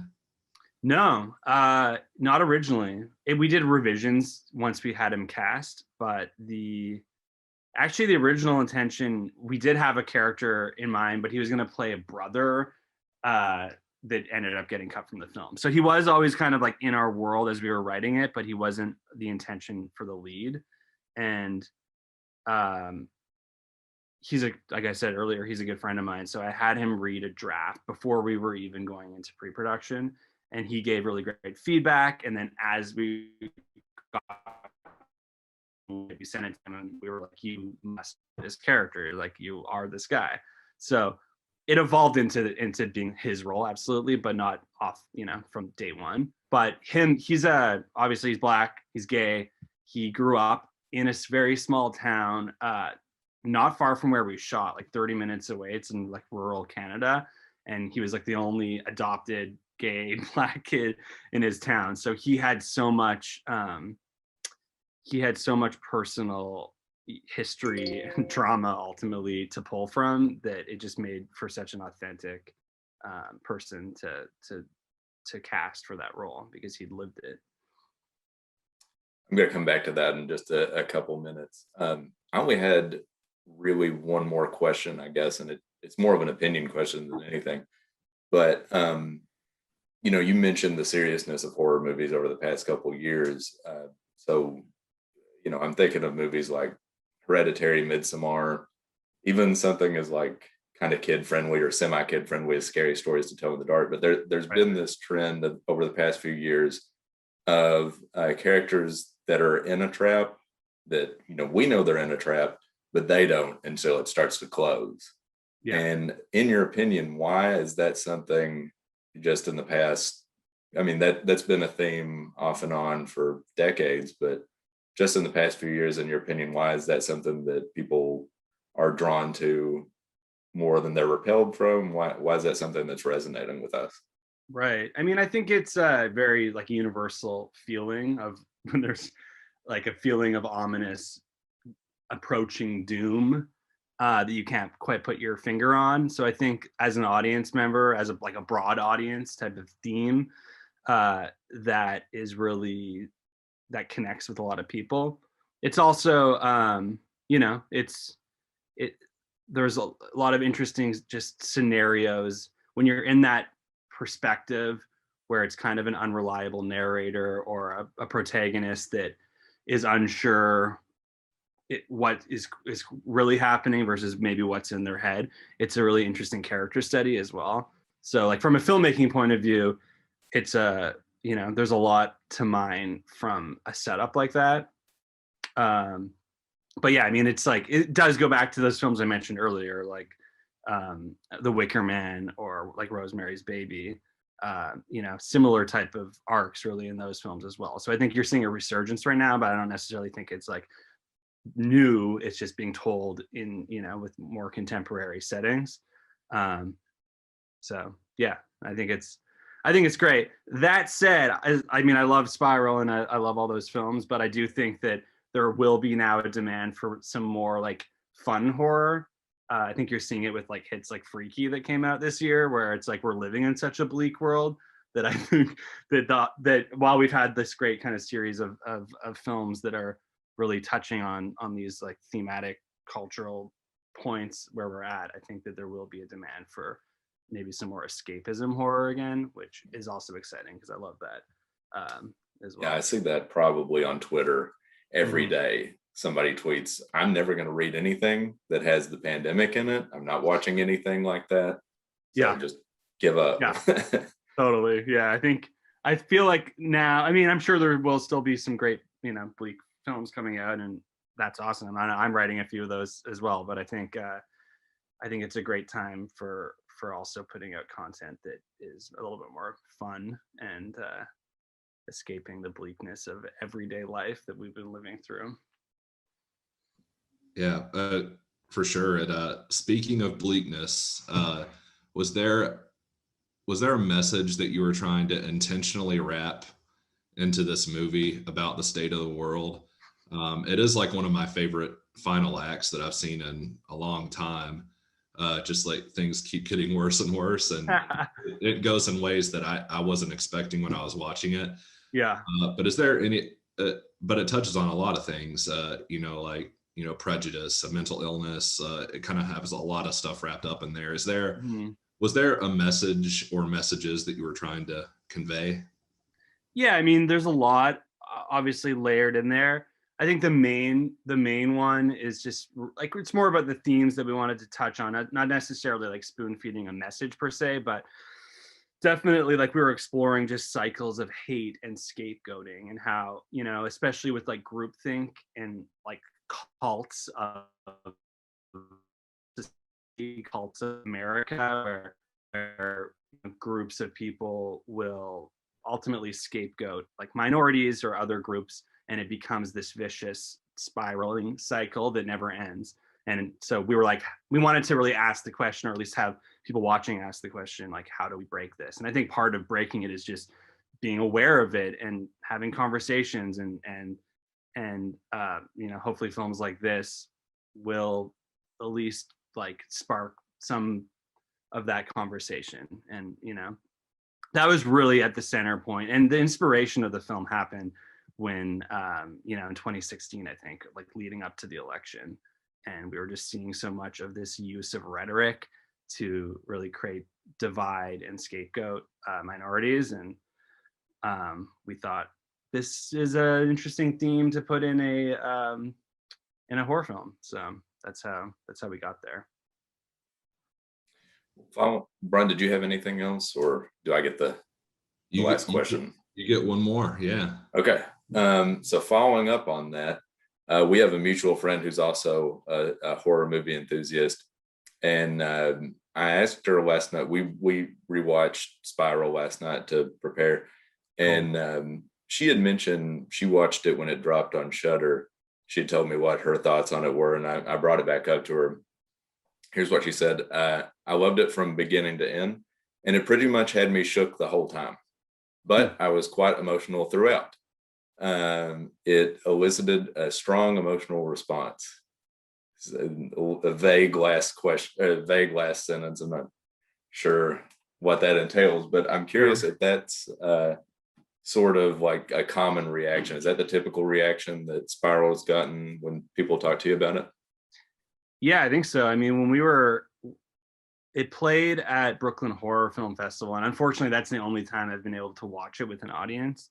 But you could feel the emotion in the audience around us, and that was powerful. And it seemed to affect a lot of people. Like there was definitely like a bunch of queer people there that it was hitting pretty hard, but then there was also a lot of straight people and cisgender people, and I think there was something. It was good to see that it was hitting like a universal chord. So that was nice. I wish I could experience it with more audiences, but yeah, we definitely felt that energy during that screening. Well, Brian, you want to wrap us up, and then we'll let you go. For sure. And I guess we love the movie. Spoiler alert for anybody. I don't want to talk about too much of the ending, but like it's a great final act. The payoff is huge. Like, watch Spiral. What else, John, do you have coming up that we should keep an eye out for? Yeah, I have a film it's a short film that played South by Southwest last year that Colin and I adapted a pitch and we sold it to Netflix. So we are pretty far along in that process in terms of the actual writing. So that movie is called Selfie. I wish I could send you a link to the short, but unfortunately it's private. But it explores themes of social media and identity. It really kind of delves into body dysmorphia and different forms of basically the way that social media beats down, everybody nowadays. And we explore it in a way where the social media identity that you create online actualizes in a physical manifestation. It's much more like pure horror than Spiral. It's a lot of fun. It's, it has body horror and kind of more like elevated horror gags. So it's definitely more in that direction I was talking about earlier. That's like, I think it'll be a very fun watch while it still touches on like themes that I think are important and very topical, but it's definitely something that I can see like audiences really having a good time with. So You had me at body horror. yeah, cool. Yeah, no, you can see the poster on my IMDb for the short film. It's like exaggerating beauty and taking beauty into a more grotesque direction. It's like as if a face-tuned like Kim Kardashian face came to life, and that we play that up as our monster. It's like what happens if this identity that it's ultimately like a fake identity that you're putting online. What if that came to haunt you? So it's pretty fun. It's cool. That's awesome. Did you mention a release date or when that's going to release? That we don't have yet because we don't have a shoot date yet. But we have 2 drafts, or we're on our second draft currently. So we're in the development process with Netflix right now on that. Awesome. Really excited. And then any other plugs that you want to make? Brett mentioned we were doing this for charity. If there's a charity that you feel passionate about, we'd love to plug that and make a donation and encourage others to. Yeah, I mean, in the vein of Spiral, the Los Angeles LGBT Center is a great place that does a lot of outreach for like trans homeless youth, as well as like all sorts of LGBT issues. The Los Angeles one is great, but any local LGBT center would be awesome too. Beautiful. Yeah, absolutely. We'll definitely do that. So Cool. Thanks for plugging that. And then where can we find out more about your stuff online? What are your profiles? Yeah, just hit us with those real quick. Yeah, your selfies. Sure. Yeah, your selfies. Yeah, exactly. You can check out my selfies on Instagram. My Instagram is John Poliquin. That's the same with my Twitter and my Facebook as well. And those are the main places. I have a website, but who uses personal websites anymore? Awesome. Well, it was a huge pleasure talking to you. Brett, anything else on your end before we head out? If you want to plug Spiral one more time, where can people watch it? And yeah, Spiral you can check out on Shudder. In most places except for Canada, you can get it on VOD. It might be coming to Shudder soon in Canada, but if you're in the States, you have to get a subscription to Shudder. I think they do a 7-day trial. A lot of great films on there, including Spiral. Cool. Thank you, John. We appreciate it. Cool. Thank you, guys. All right, let's go back to our red carpet correspondent, Horsey Cleveland, and see what's going on. Horsey, what's up? Still here, starting to wonder, did you all book this theater? I didn't book the theater. Did you? No, This is I probably don't not know where why anything he's is there. happening. He Did won't we- answer his I phone. haven't. I know. I just don't really know what to do. I've tried to call I'm him. here at a theater. Should I? Do you want Now me to go? sitting on Like, the should I ground, leave concrete. and go check on him? It's a I'm little like cold 30 minutes out. I because can now it's leave right getting now. late. What do you Okay. think? It's just me, a couple Hard to say. cigarette Yeah. stubs. I think that's bird poop right there. So yeah, I'm just starting to wonder, what's my purpose? I'm starting to unravel. Okay. Thanks. I think. Well, with that said, we're going to take a quick commercial break, and we'll be back right after this. Coming soon from Wine and Pop-Tarts, it's the story of an ordinary man who becomes an extraordinary man with the magic of computers. I can rebuild him. I can make him live again. Computers. Now that ordinary man is Computer Man.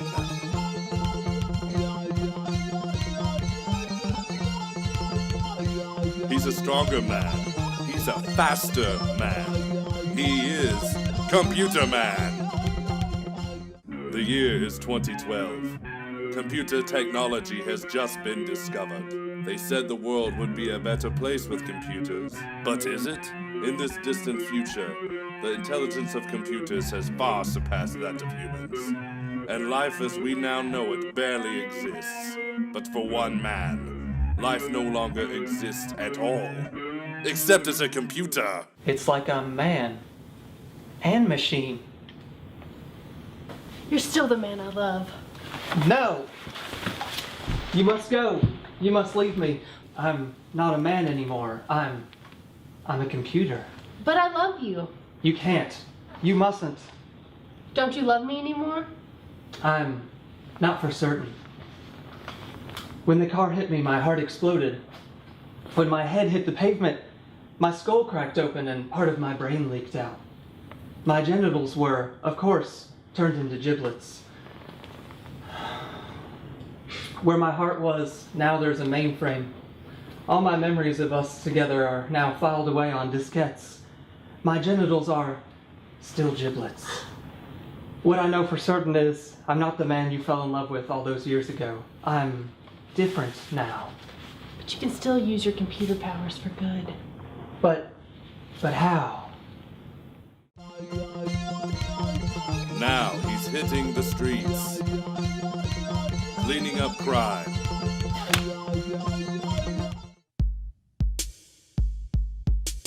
Beef, beef, beef, beef, beef, beef, beef, beef.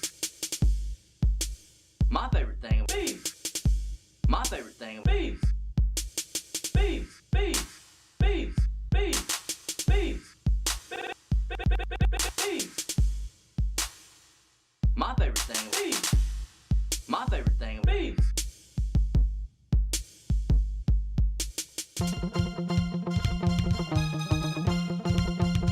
Bringing down the bad guys.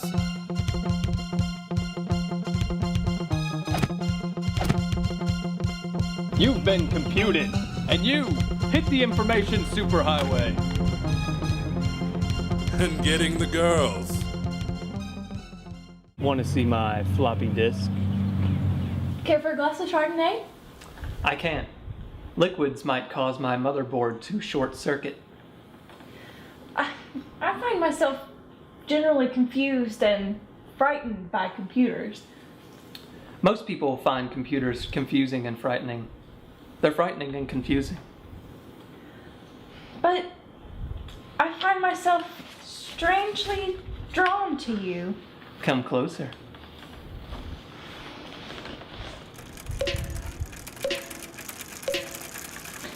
heartbeat? It was at one time, my dear. One of the more frightening things about computers is that they have no heart.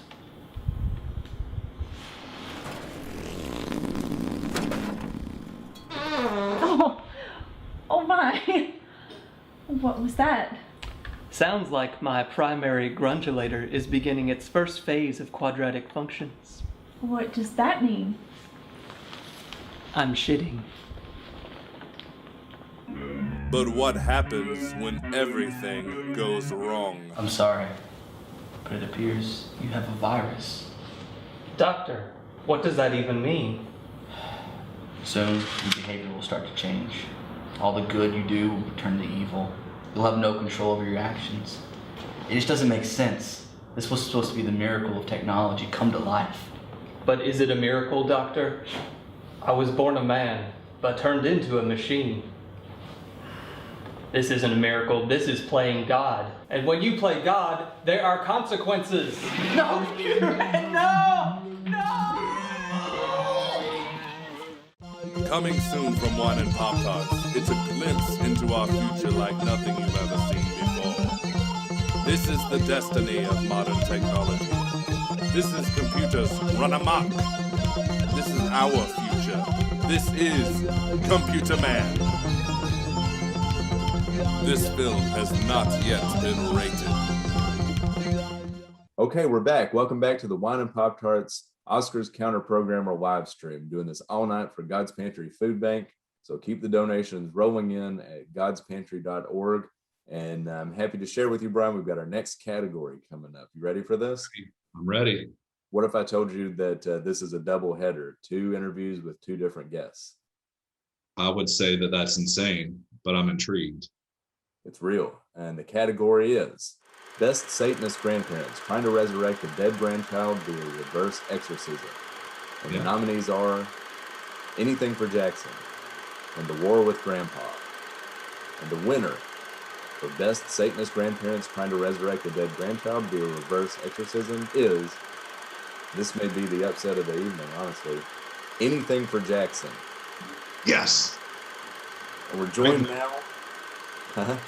Great movie.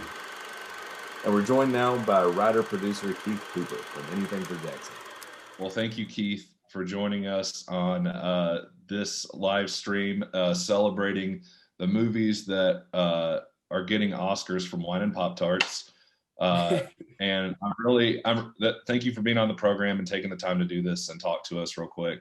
But I'm really pleased to reveal to you that Anything for Jackson has won the award for Best Satanist Grandparents Trying to Resurrect a Dead Grandchild via Reverse Exorcism.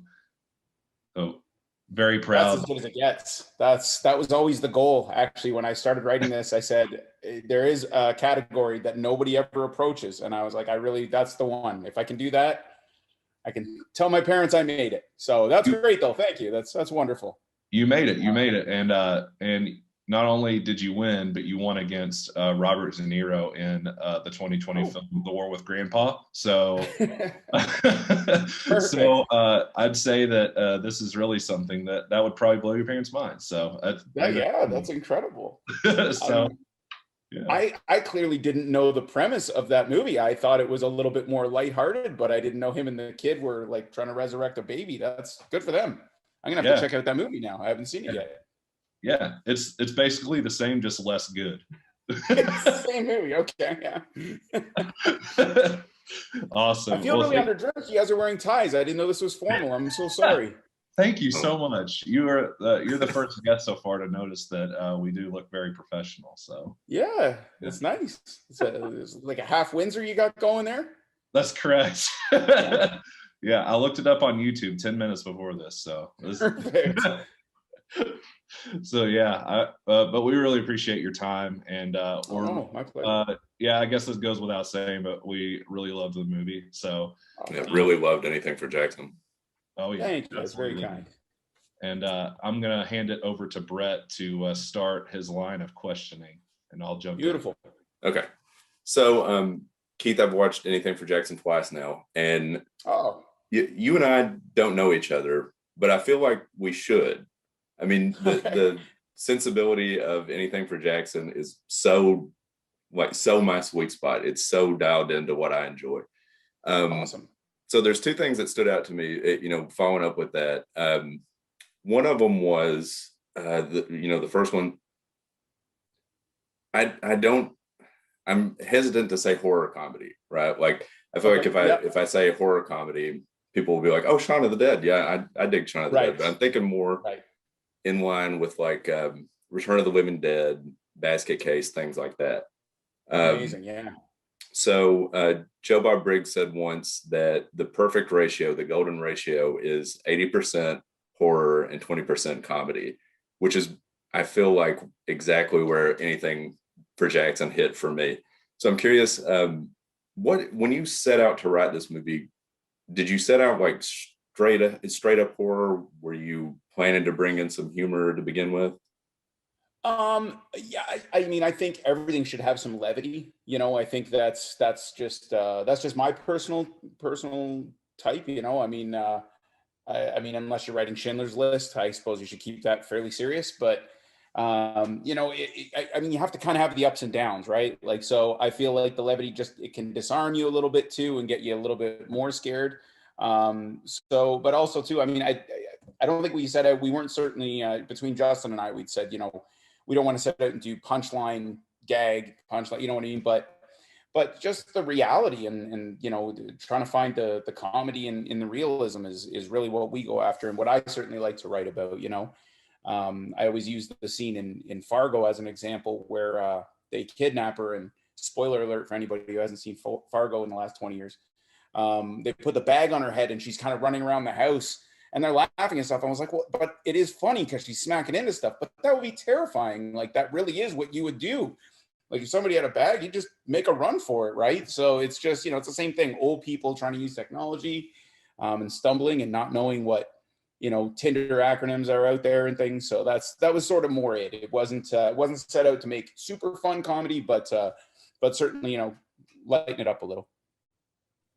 Yeah, I actually wrote down my favorite line from Anything for Jackson, and maybe my favorite line of 2020. You can't win a moral argument with me. I've made a deal with the devil. Like, that's the perfect like encapsulation of the whole movie, in my opinion. It's scary, it's funny, it's a little sad, coming to grips with that. The other thing that stuck out to me, and this kind of ties in, I mentioned Return of the Living Dead, Basket Case, but a couple of other movies that popped into my head while I was watching Anything for Jackson were The Changeling and Don't Look Now. So I mean, I don't know what your influences were. I want to hear about that. But one of the things that stuck out to me that's not in the world of movies, Anything for Jackson, the action is set in an accidental haunted house. But it reminded me of a Halloween haunted house. Like, I was on my heels for the entire 90 minutes. I never knew where I was going to get hit next. Literally ghosts around every corner. So I'm wondering what your influences were, and that doesn't necessarily mean just movies. Right. Yeah, I mean, it's a bunch of things. Obviously the movies, it's funny. The ones that you list are certainly high up there, right? I love The Changeling. I'll give a quick offshoot because you've mentioned Return of the Living Dead a couple times, which is one of my favorite horror movies ever. And big Dan O'Bannon fan as well. So that movie came out when I was, I think, 9 or 10, something like that. And we went to see Back to the Future at the theater, and Return of the Living Dead was playing. And I was like, I want to go see this. And my family's like, we're not going to see Return of the Living Dead. So that movie ended, and then that one started. So I jumped in and I snuck into Return of the Living Dead and saw it when I was like 9 years old. And then, funny enough, that theater is actually where we built Jackson's room for the movie, the set.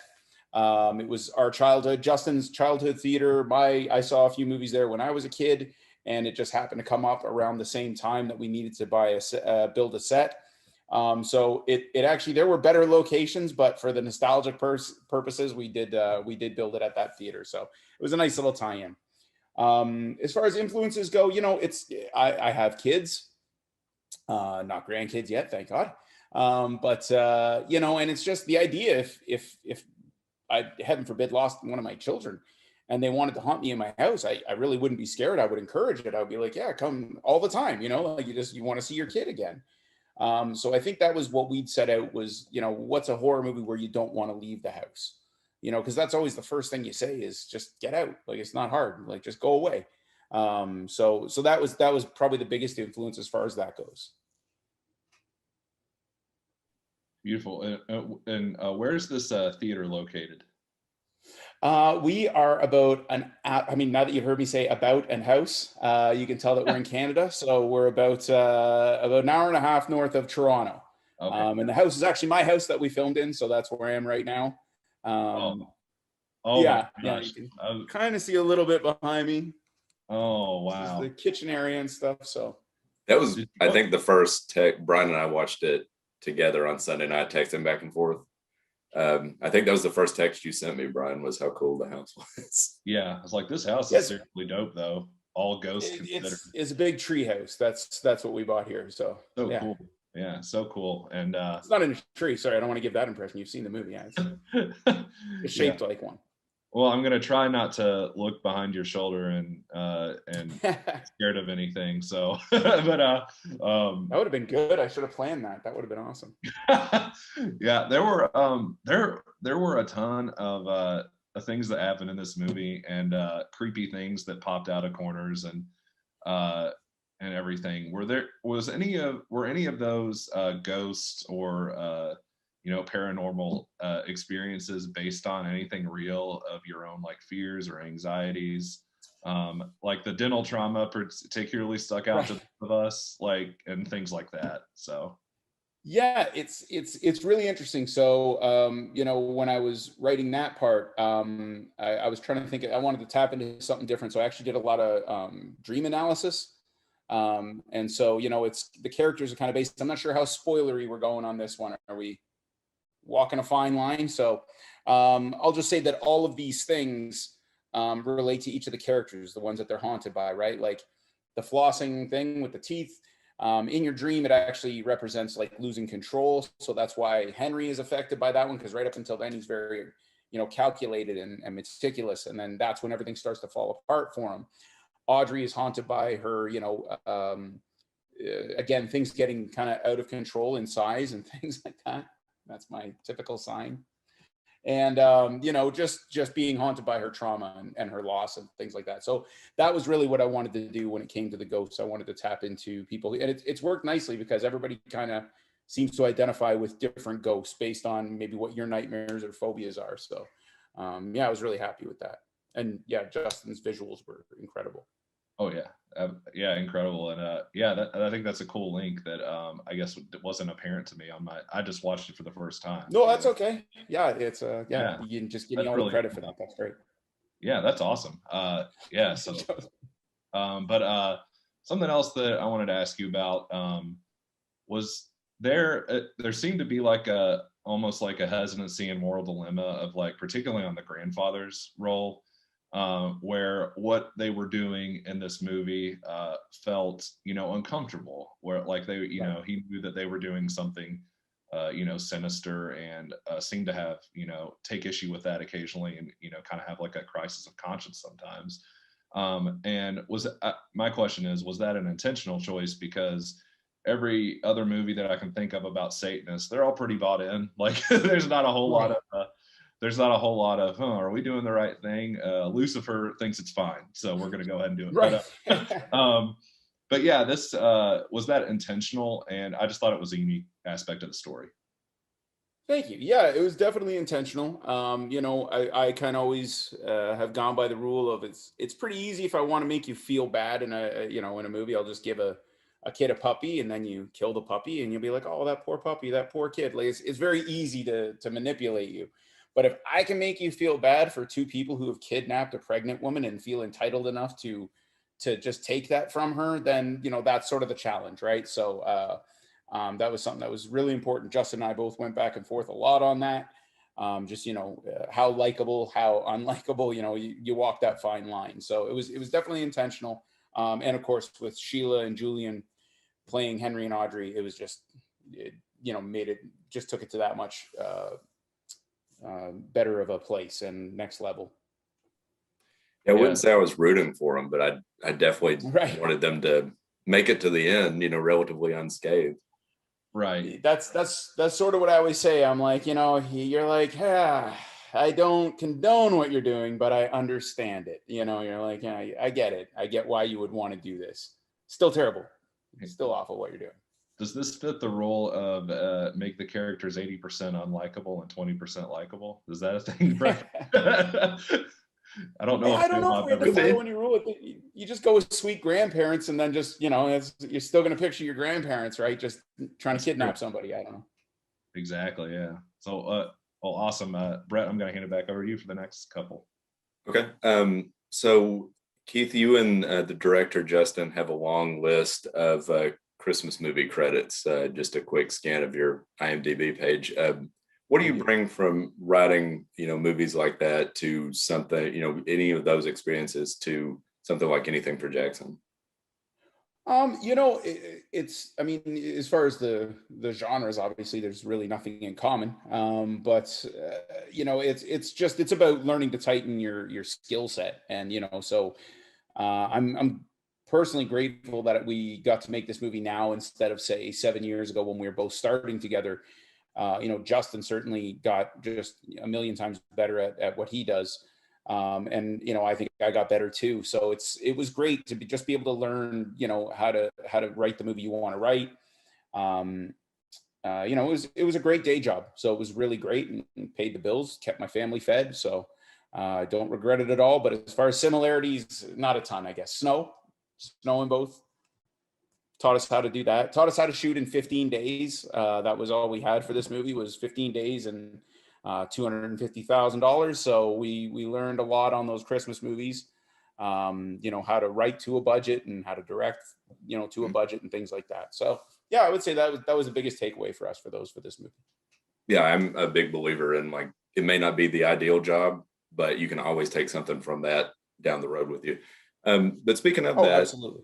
Related to that, the question about, prior writing experience, it did make me curious if, writing movies like that makes you, in 2020, enjoy taking a character like Shannon and kind of riding her into a corner like that you sort of cannot get out of.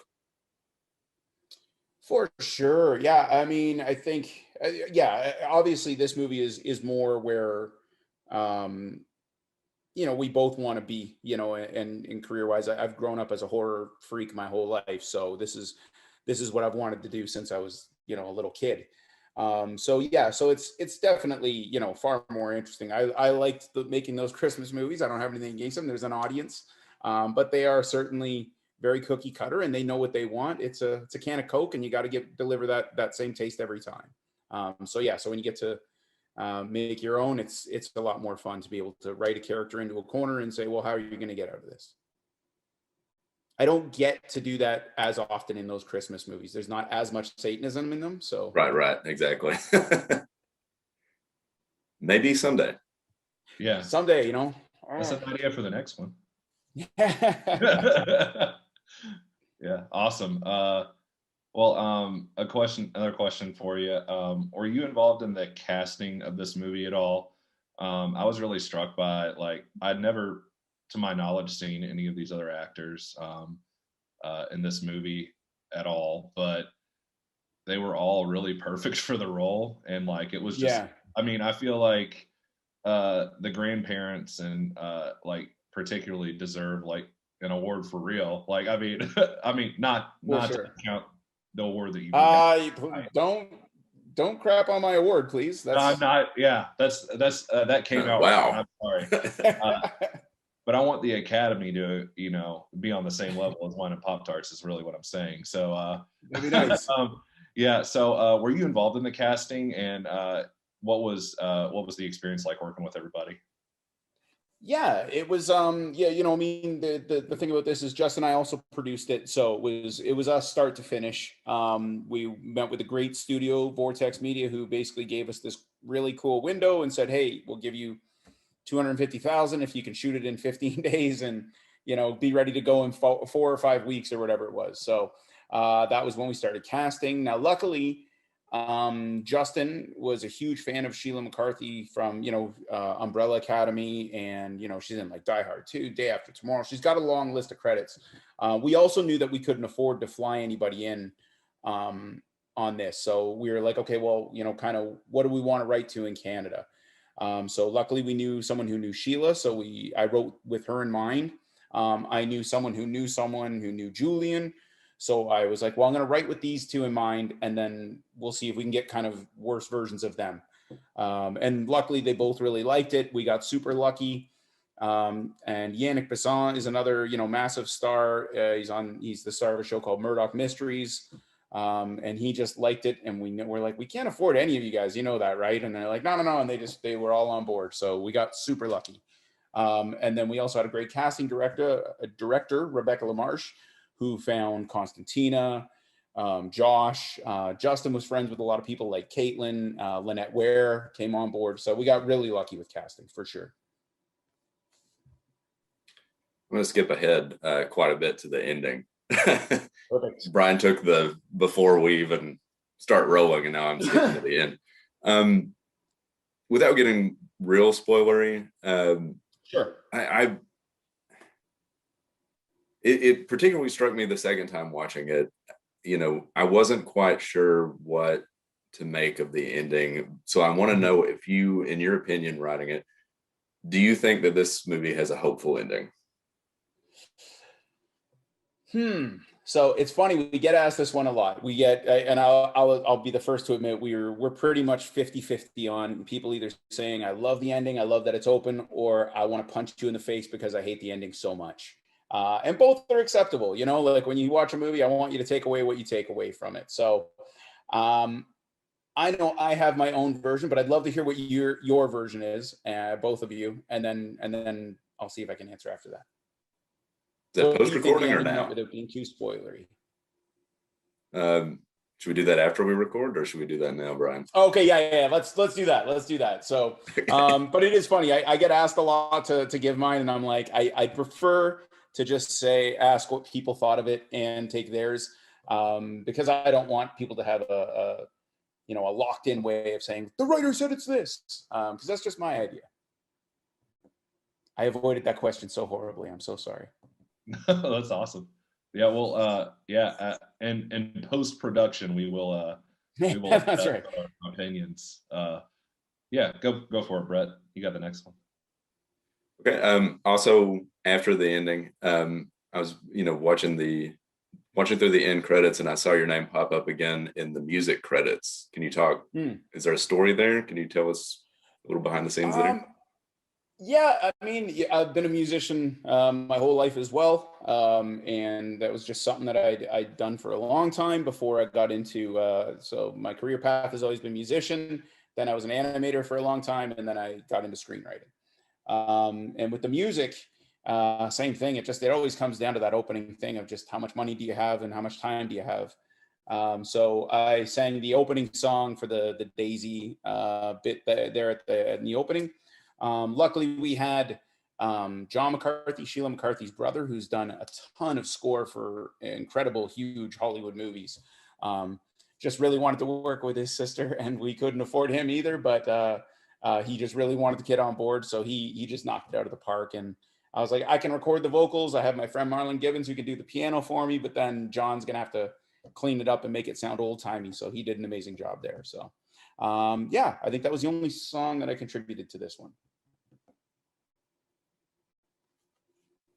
Over to you, Brian. Awesome. I wasn't sure if you also were in the metal music that was throughout the film. Like, I didn't know if you were in that too. So no, that one is not me. Not my speed of music. It's super. We've had so many people reach out, which is great because we have my friend Kyle plays in a band called Battle Scarred, and I don't know much about this music. But apparently people seem to really like this song because we've had so many people from all over the world literally emailing us, asking us where they can find the song. So I'm very grateful again that Kyle's band was, ready and willing to give us a song and help us out because it worked great. yeah, I really liked it. And, yeah, it's definitely up my alley. So probably you too, Brett. There you go. So we're going to wrap up. I wanted to give you an opportunity here to give any sort of plugs that you have. That could be your social media, where people can find you, any projects you got coming down the line, and no pressure. But if you want to talk about the charity that you're here for tonight, floor is yours. Yeah, it's as far as upcoming projects, I will just say that lots of doors have been opened up to us with Anything for Jackson, which has been amazing. That's kind of what we'd really hope for. We've had some really great big meetings, and I'm just staying in genre now, so I'm not officially allowed to say what I'm working on, but it's more genre stuff, and it's really, really exciting. Yeah, as far as plugging myself, yeah, just Keith is a Jerk on Twitter is probably the easiest. That's kind of the only one that I really use for work. And as far as charity, I didn't know how this works, so I get to pick my charity and everything like that tonight. Yeah, Awesome. so you pick yours, and then for your time, for you being here, Brian and I are going to make a donation to that charity. So very sweet of you. I'm going to choose Sick Kids Hospital then. It's a hospital we have here in Toronto, and they do incredible work for children. And obviously it's a huge uphill battle for them all the time. So that's always my charity of choice. And I thank you guys for that. That's incredible. Well, thank you for being here. Yeah, absolutely. My pleasure. Brian, did you have anything else? I don't think so. I guess we'll go to post pro now, but yeah, we really appreciate your time, and congrats on the movie. It's gotten, rave reviews from, what I've seen, and it's really highly regarded, and cannot wait to see what you do next. And it's going to be awesome, I know. So everybody follow Keith on Twitter and see what he's up to. It's bound to be exciting. So thanks, Keith, for joining us. Yeah, thank you. Thank you both so much. And thank you for the award. That was absolutely lovely. I'll share it with everyone. Okay, thanks, Keith. And our next guest in the same category is Justin Dyke, director and producer of Anything for Jackson. Right now, we've got the director of Anything for Jackson in the room, Justin Dyke. How are you, sir? I'm great, thank you. How are you? Wonderful, wonderful. Good. Thanks for joining us. And where are you right now? Where do you live? I'm just outside of Toronto, up in Canada. Okay, right on. And so how close is that to Keith? Very close. He and I live down the street. Awesome. Very cool. He mentioned that. Yeah. We talked to Keith just before this, and yeah, pretty sure. great. Yeah, he mentioned that. Yeah. So you're on. We're really excited. Yeah, a treat. So we're excited to talk to you about this movie because, spoiler alert, we both love it, and Keith knows that too. So, I guess kicking off, I wanted to just get a little bit of your background. I looked at your filmography, and you've done a lot of, what it seems like. Don't we need to give Justin his award first? Oh, dang it. I'm sorry. It's all good. I don't mean to block your shot. Awards, guys. Come on. All right. Yeah, that's why he's here. Exactly. Sorry. So you're Justin, I'm happy to present the award for Anything for Jackson. You all won in the category for Best Satanist Grandparents Trying to Resurrect a Dead Grandchild via Reverse Exorcism. Congratulations. Yes. It feels great. It's a broad category, and you won against the World Grandpa starring Robert De Niro. It was close. Well, I want to thank everyone else in the category. Yeah, absolutely. Yeah, it's not as fun without a little competition, and you definitely had it with War with Grandpa. So we are honored to present that to you, and it's something to be proud of and brag about. So I will be sure to brag about it. Yeah, when we finally all get to hang out in public again, you tell your friends. So, all right. So yeah, but thanks for joining us, and I wanted to dive into your background a little bit.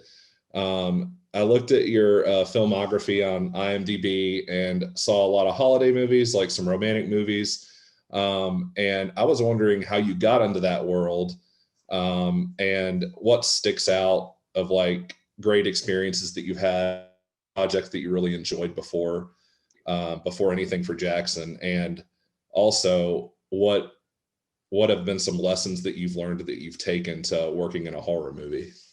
Sure. Yeah. It's I set out to make my first film like, probably any filmmaker does. You go through, well, there's 1,000 ways to do it, right? So there's no one right way to get it done.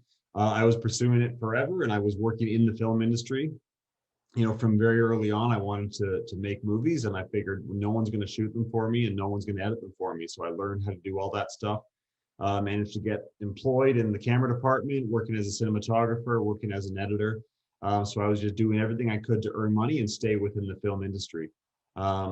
And then, yeah, I finally saw this opportunity that I met an executive producer. She was fantastic at financing projects. And I said, hey, I'm looking to make my first horror movie. Do you think you could find some financing for it? She said, absolutely, I can fund anything. So she goes off to one of the shows, finds some partners, and she comes back. She's like, all right, great news. I got the money for a micro budget film.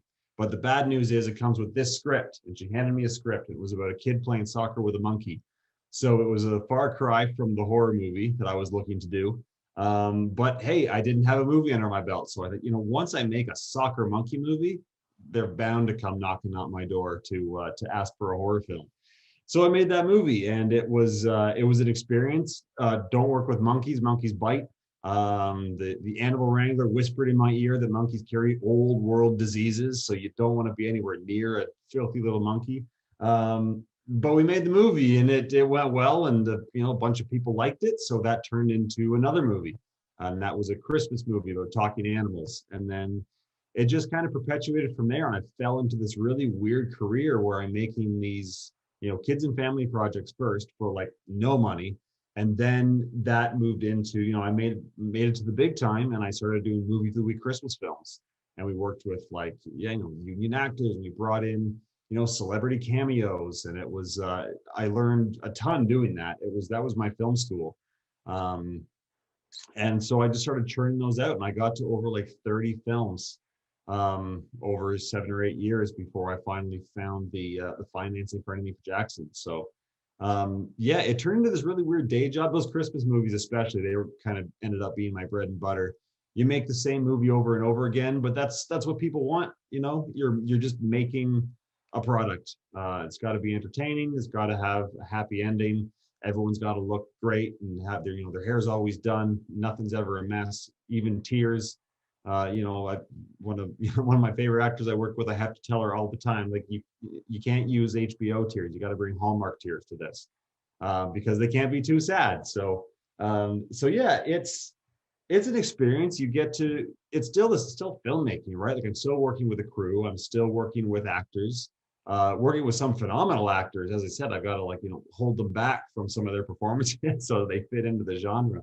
But you learn a lot every single day. Like one of the last films I did, we sent some stunt people down in icy rapids, only to be rescued at the end. And we had, giant 30-foot crane hanging out over the water, capturing, floating down the river, and some really fun, exciting stuff for a romance film. So really, I learned there's not a day on set I don't learn a lesson about something that I'm able to take with me. And I really do think Anything for Jackson was a much better film because of all my experience there. On the people tend to perceive if they make Christmas films, or even actors too, right? Oh, they're a Christmas film actor. That's the kind of movies they make. But it's all filmmaking. Like, we're all artists. Like, everyone on those sets, they're looking to make the best product possible, but we also know we have to fit the mold.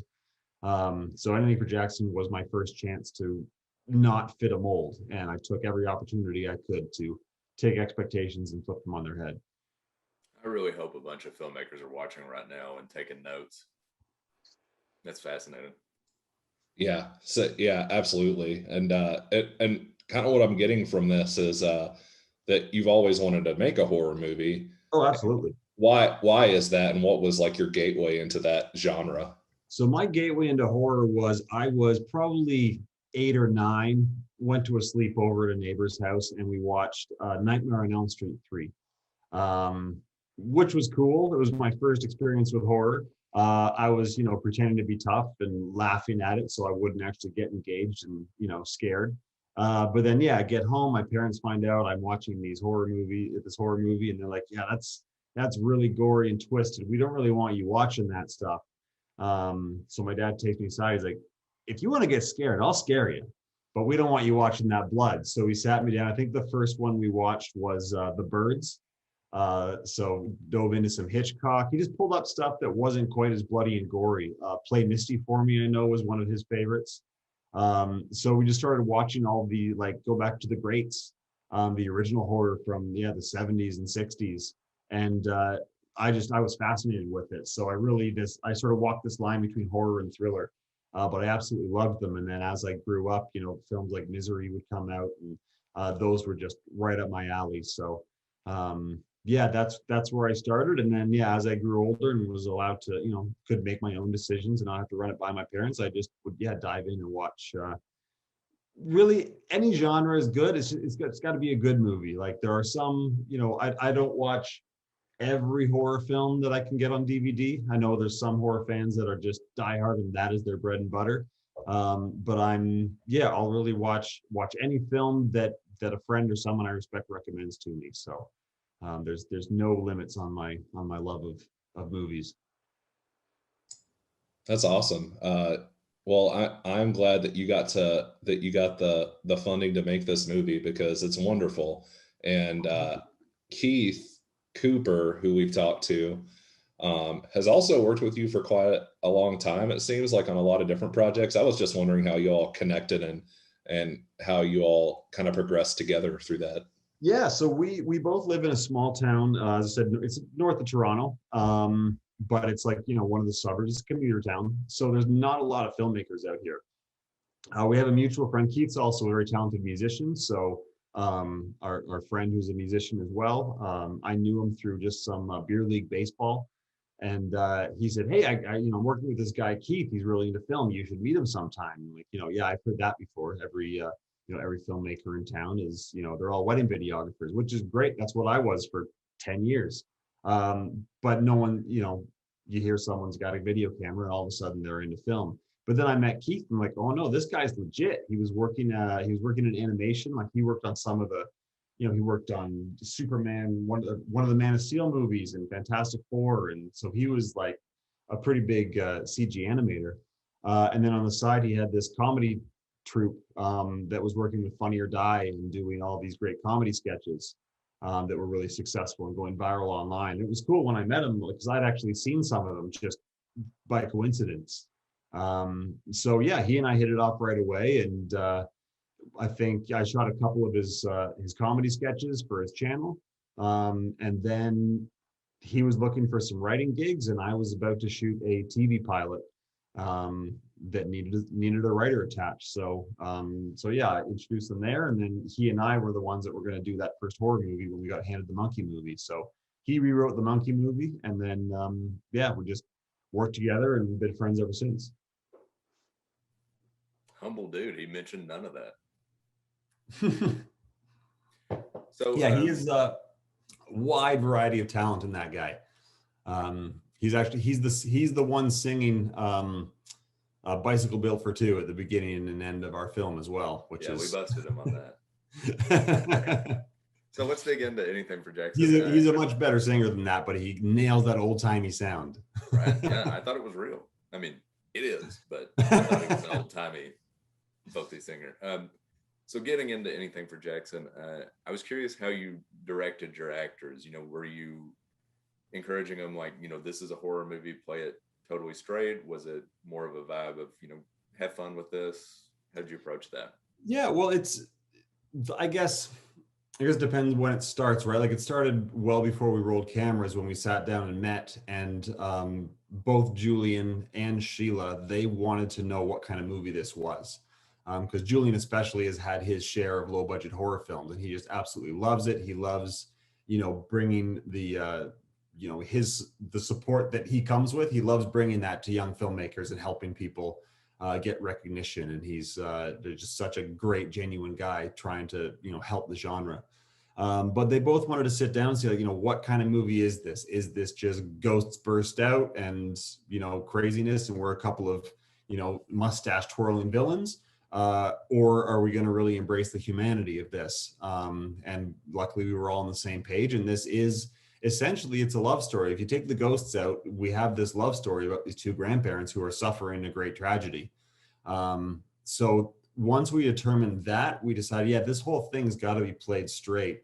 And beyond, like, typically you hear that, you say, okay, you know, no one's laughing, no one's winking to the camera, and it's not funny. But we had to go beyond that. It had to be so straight that it was real. It's you know, same way people joke at a funeral. These two had to they had to live together. They had to exist. So we really wanted to lean into that, and you know, hats off to Keith's writing there, all their, you know, little bits of banter and stuff they chat about outside of the kidnapping they're in the middle of. It just had to feel so real that these could be, you know, anyone's grandparents. And how did you get that chemistry between them? I mean, you mentioned they have to live together. Did you actually make them live together, or? No, we didn't have that luxury with this budget. Yeah, the best way to do that is to work with awesome actors who have a ton of experience. They knew each other a little bit, and they had always wanted to work together. They're sort of, you know, they're two of Toronto's best actors and character actors as well. So just the fact that they were given the opportunity to work together, I think they got along well. And they talked a lot on the phone beforehand. We had a couple meetings beforehand, and they just determined, like, we really have to sell this as a couple. And I think Julian mentioned in one of his interviews that he really, you know, tapped into his relationship, because he's been married for 35 plus years, somewhere in there. And so he said, just, you know, it felt like home. He wanted to look at her the way he looks at his wife, and you know, they're in love. He will do anything for her, but they still banter, they still argue, and so yeah, it was really just about them tapping into that realism. And at that point, my job becomes super easy. Yeah, that's what I really I mentioned this to Keith too when we talked to him, but that's one thing I really loved about it, is like the humanity that was injected that you mentioned.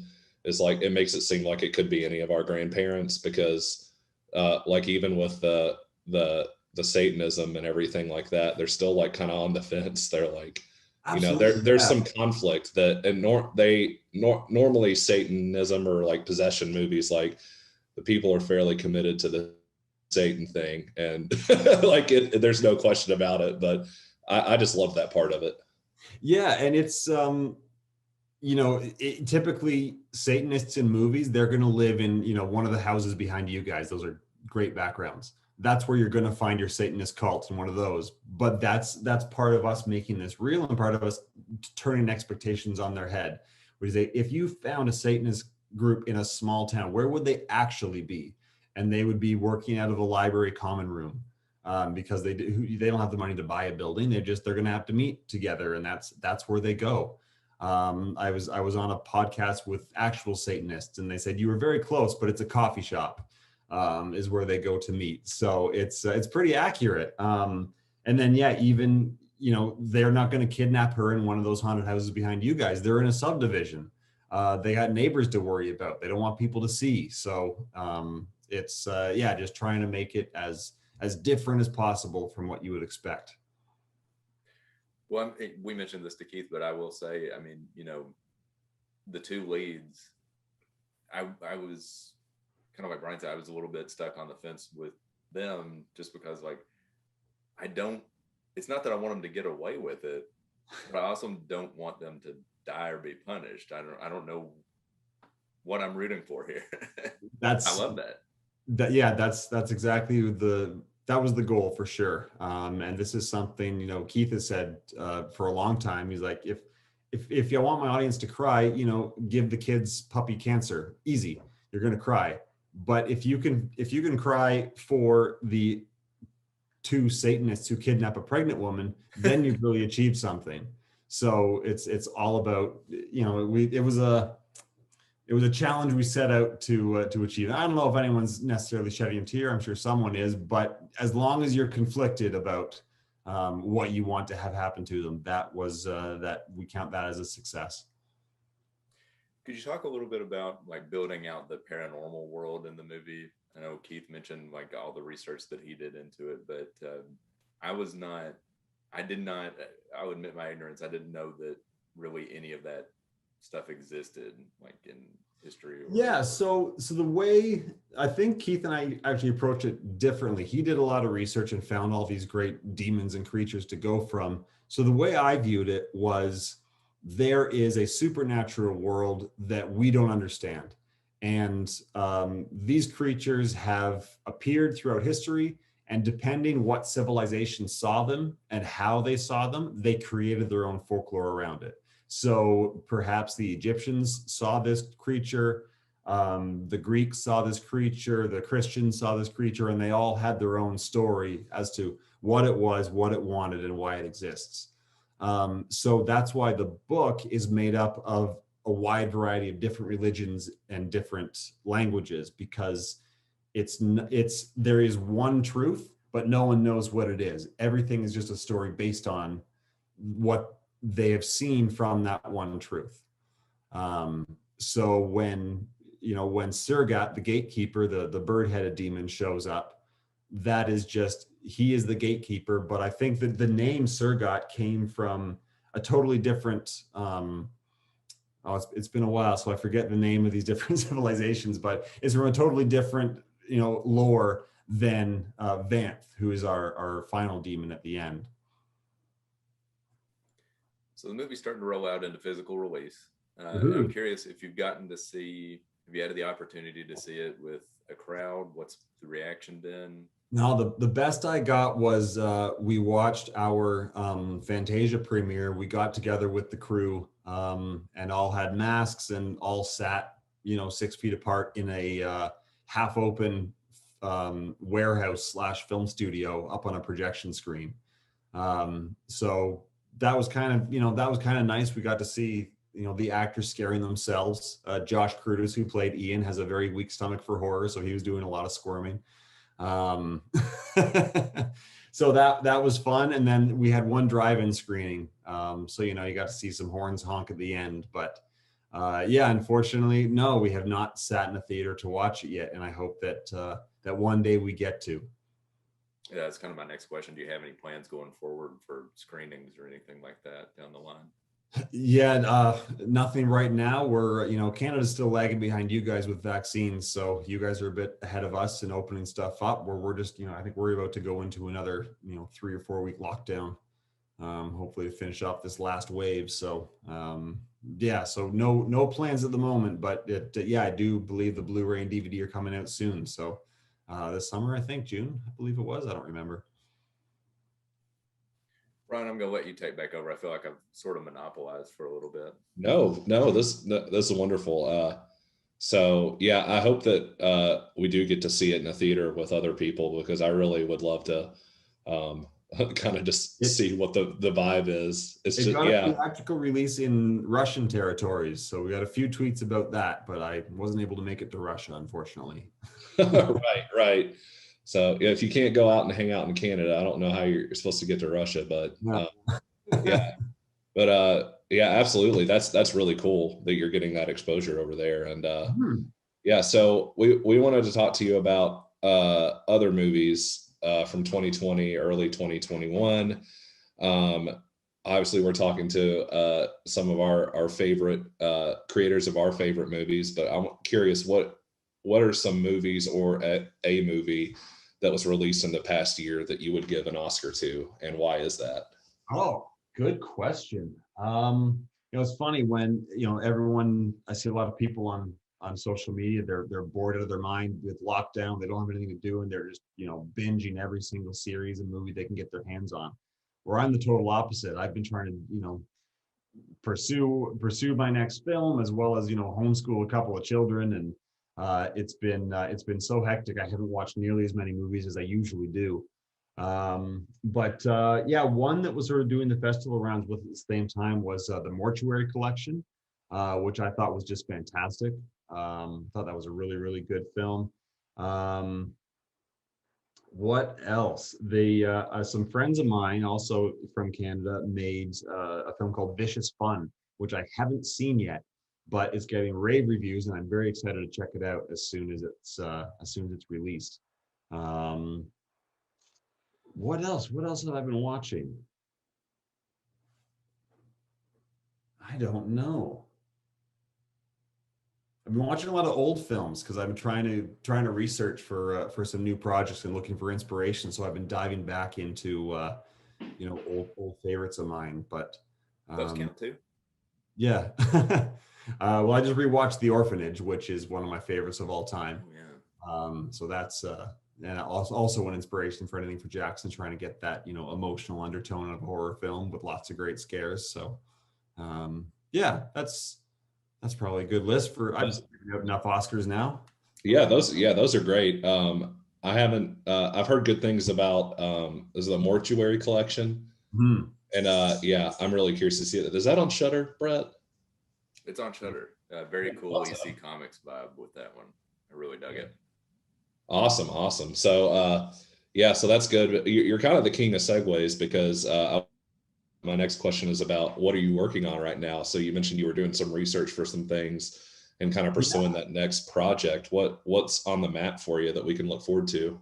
Well, Keith just finished a script that he and I are hoping to do together, and I think it's about to get released into the wild, and we'll see who's interested. But honestly, I don't know. This part's all very new to me. Like, I could have told you about all the Christmas movies I was making, but now I don't know what I'm allowed to say and what I'm not allowed to say. So yeah, there is a new script that Keith has finished, and I've been reading a few other scripts from other writers as well, and so there's a bunch of stuff going on. None of it's in the Christmas genre, so fans of anything for Jackson should hopefully be happy about that.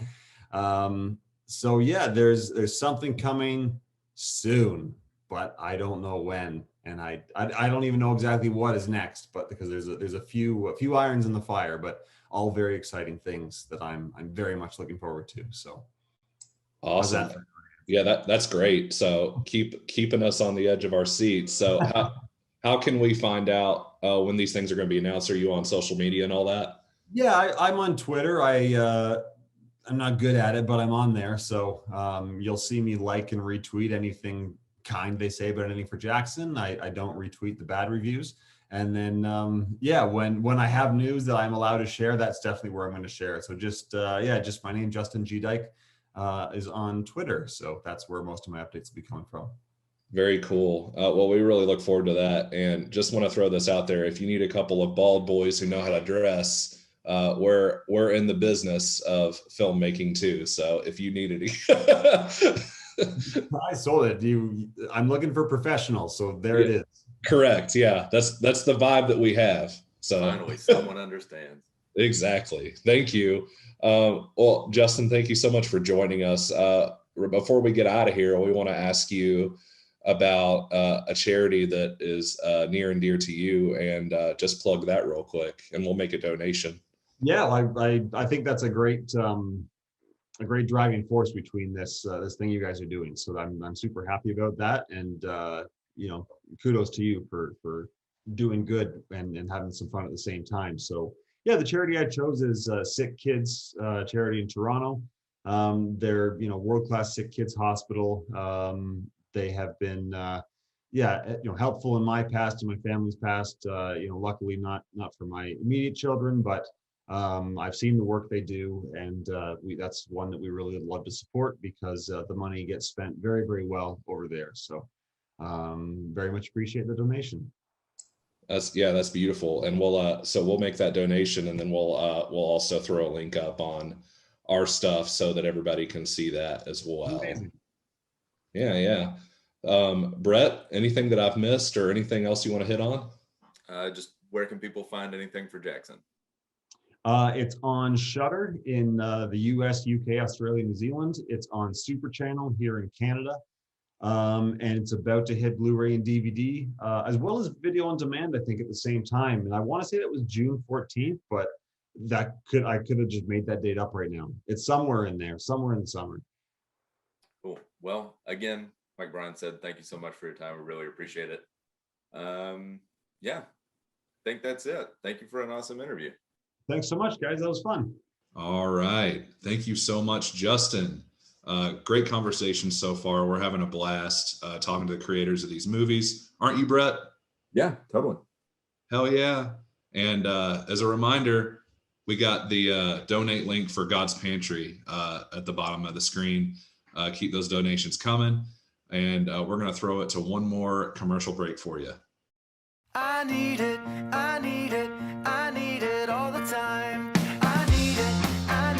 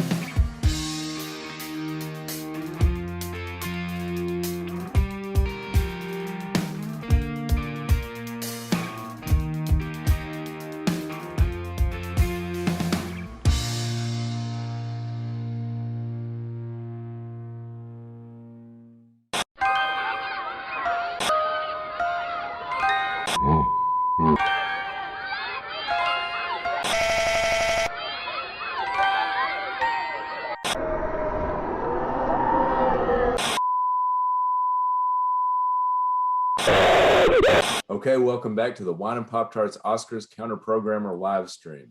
Still going, still doing it for God's Pantry Food Bank.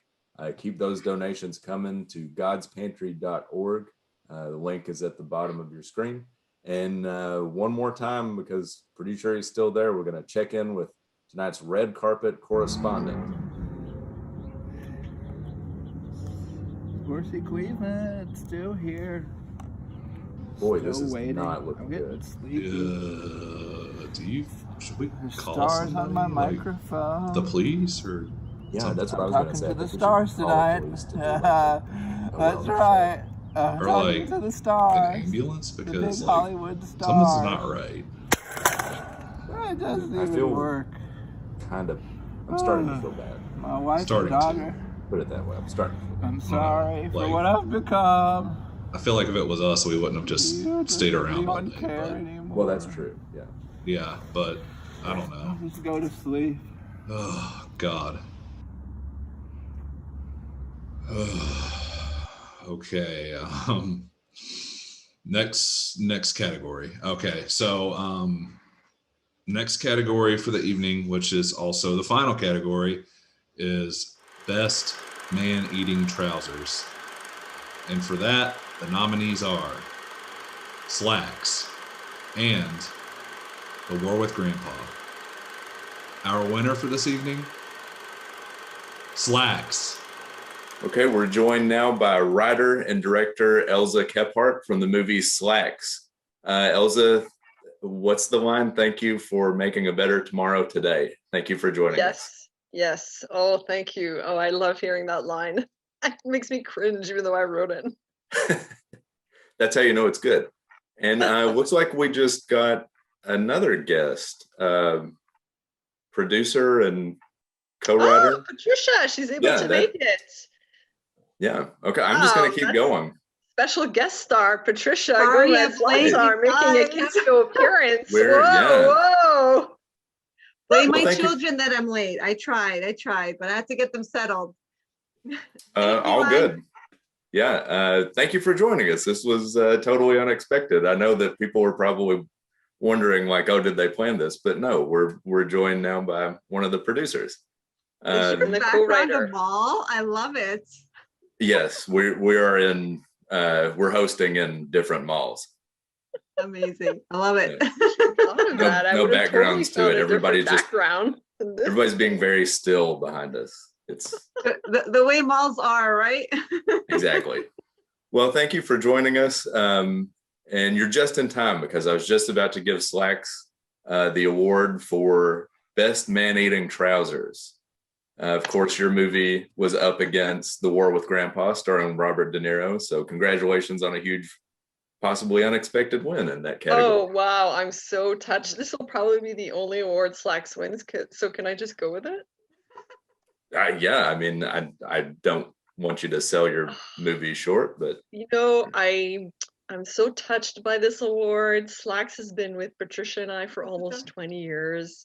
I want to thank Andrea Stark, one of my oldest friends, who hates the word Slacks so much. This is how Slacks got us started. So Andrea, if you're listening out there, thank you from the bottom of my heart.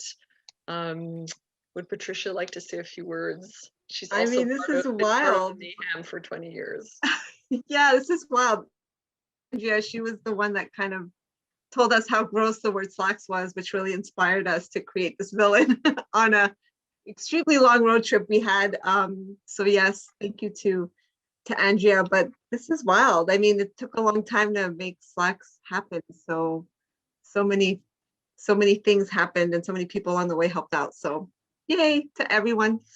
So I would love to know more about that. How long have you all been working together? 20 years. That's awesome. I'm not kidding. What was the first project you all did together? Graveyard, it's a feature called Graveyard Alive, A Zombie Nurse in Love. It's a black and white sort of camp B-movie horror about a shy nurse that's bitten by a zombie and becomes a flesh-eating sex kitten. Yeah, it's like a cross between like Night of the Living Dead and like a soap opera. You know? I'm all the way in. That's the perfect. I'm totally in. And it was Any- like super low budget, like low, do it yourself kind of film. Yeah. We learned a lot on that one, Even- I think. Even has a real cameo in the film. That's true. Shh. We'll have to do like a former classics for the Oscars, because it looks like that movie came out in 2003, right? Yeah. Oh, it's a classic already. Oh, We're geez. dating ourselves here, Elsa. Yeah, we'll have to do a feature on that. Can you tell us more about the development of Slacks, the 20-year development coming up with this project? Yeah, I mean, when it you really put it that way, 20 years, that sounds scary. You have children at least to show for. It really was like a joke on a road trip. So the word slacks, just, I don't know, I guess I love inanimate objects coming to life. So I started to say slacks, slacks, slacks, slacks. And then Patricia was like, oh my God, it's a villain. And we wrote a really bad draft. And then many years later, we incorporated Patricia's retail experience. Yes, we wrote at a draft the that good was old Gap. slightly better. And that's really where the Craig character came in, because Patricia was telling me about all her evil managers, and I was like, ooh, I love this.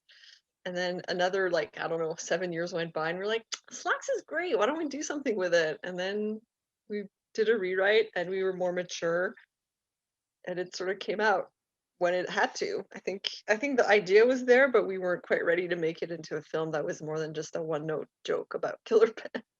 Yeah, that first draft was really brutal, you guys. It was like the typical high school horror flick, nerdy girl versus the popular girls. Very, very uninspiring. And I think one of the key moments, and I don't think you mentioned this, Elsa, is Elsa saw a documentary on fast fashion. And we were kind of along the lines, that the script was in a store and we were talking about this consumerism, but she really found that last piece of the puzzle with the fast fashion. And as soon as she kind of brought that in, it gelled, and we were off, and it was written and it was made very quickly. So I think she really found that piece with the fast fashion angle.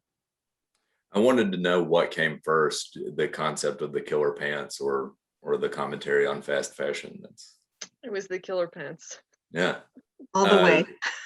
This is another like sort of improvised question, I guess, and then Brian, I'll let you take a real first question. But I'm curious now if either one of you or your friend that inspired Slacks as a villain, do you suffer from logomnesia, distaste for certain specific words?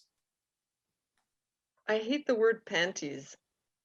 Yeah, I have logomnesia, like in a life-altering sense. There are certain words that I just can't abide.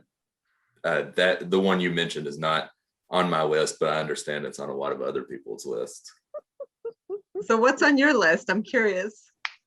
Moist is number one. Oh my God, me too. I was Yeah. like, I hate moist. Like, like why? Your mouth doesn't have to make that action, right? Moist. Like, ugh. And when it We just describes lost so food, many viewers. when people gained use so it to many describe others. food, it's like, please stop. Oh my God. Like, I will not go near that. We already have the word damp. We don't need another one. That's right. I agree. Moist. Come on. But you And wouldn't then- say a damp cake. You would say a moist cake. Oh, damn cake. Oh. Duly noted, Elsa. How about just good? Mhm. Okay. Anyway, With this.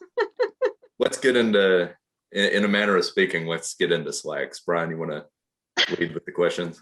For sure. So Patricia and Elsa, looking at your all's IMDb pages, you all have pretty diverse, you have a pretty diverse portfolio. I was just curious, like, what would you consider like maybe like the main highlight or like a couple of highlights of your all's careers so far?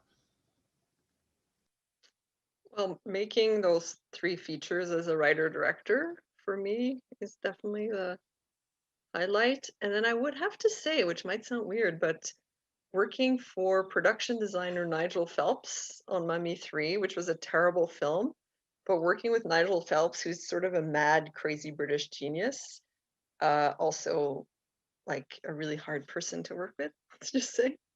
I'm sorry, Nigel, if you see this, I love you. He had an amazing design sense, and I really learned a lot about how to present, how to research ideas for art direction and how to present ideas for art direction.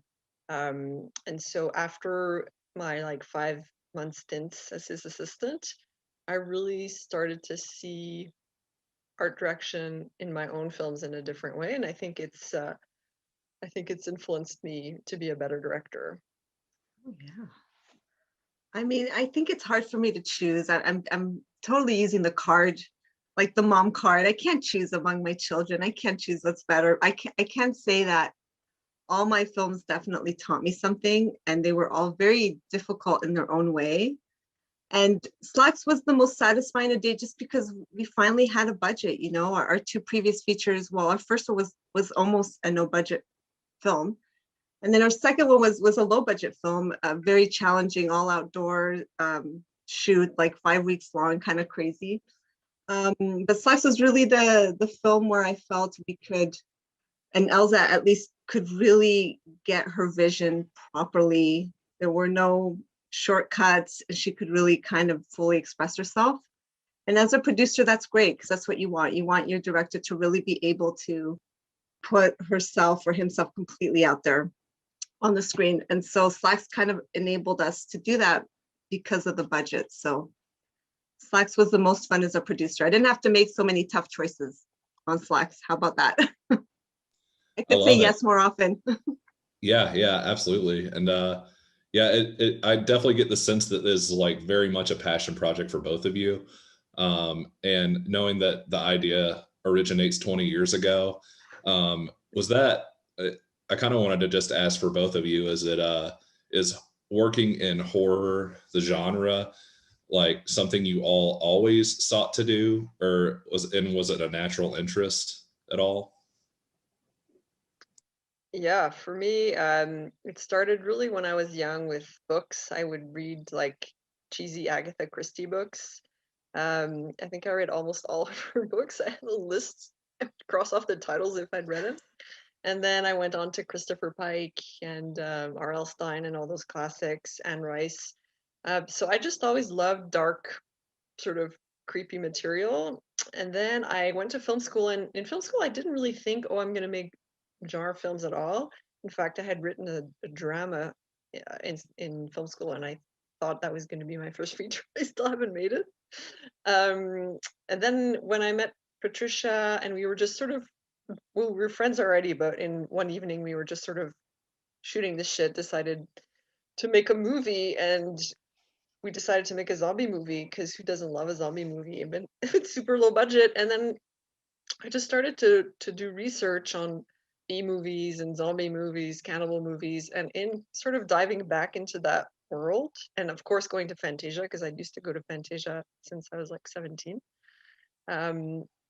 I just realized, whoa, this is the universe I love. Like, this is the universe I want to be in. And so it didn't happen.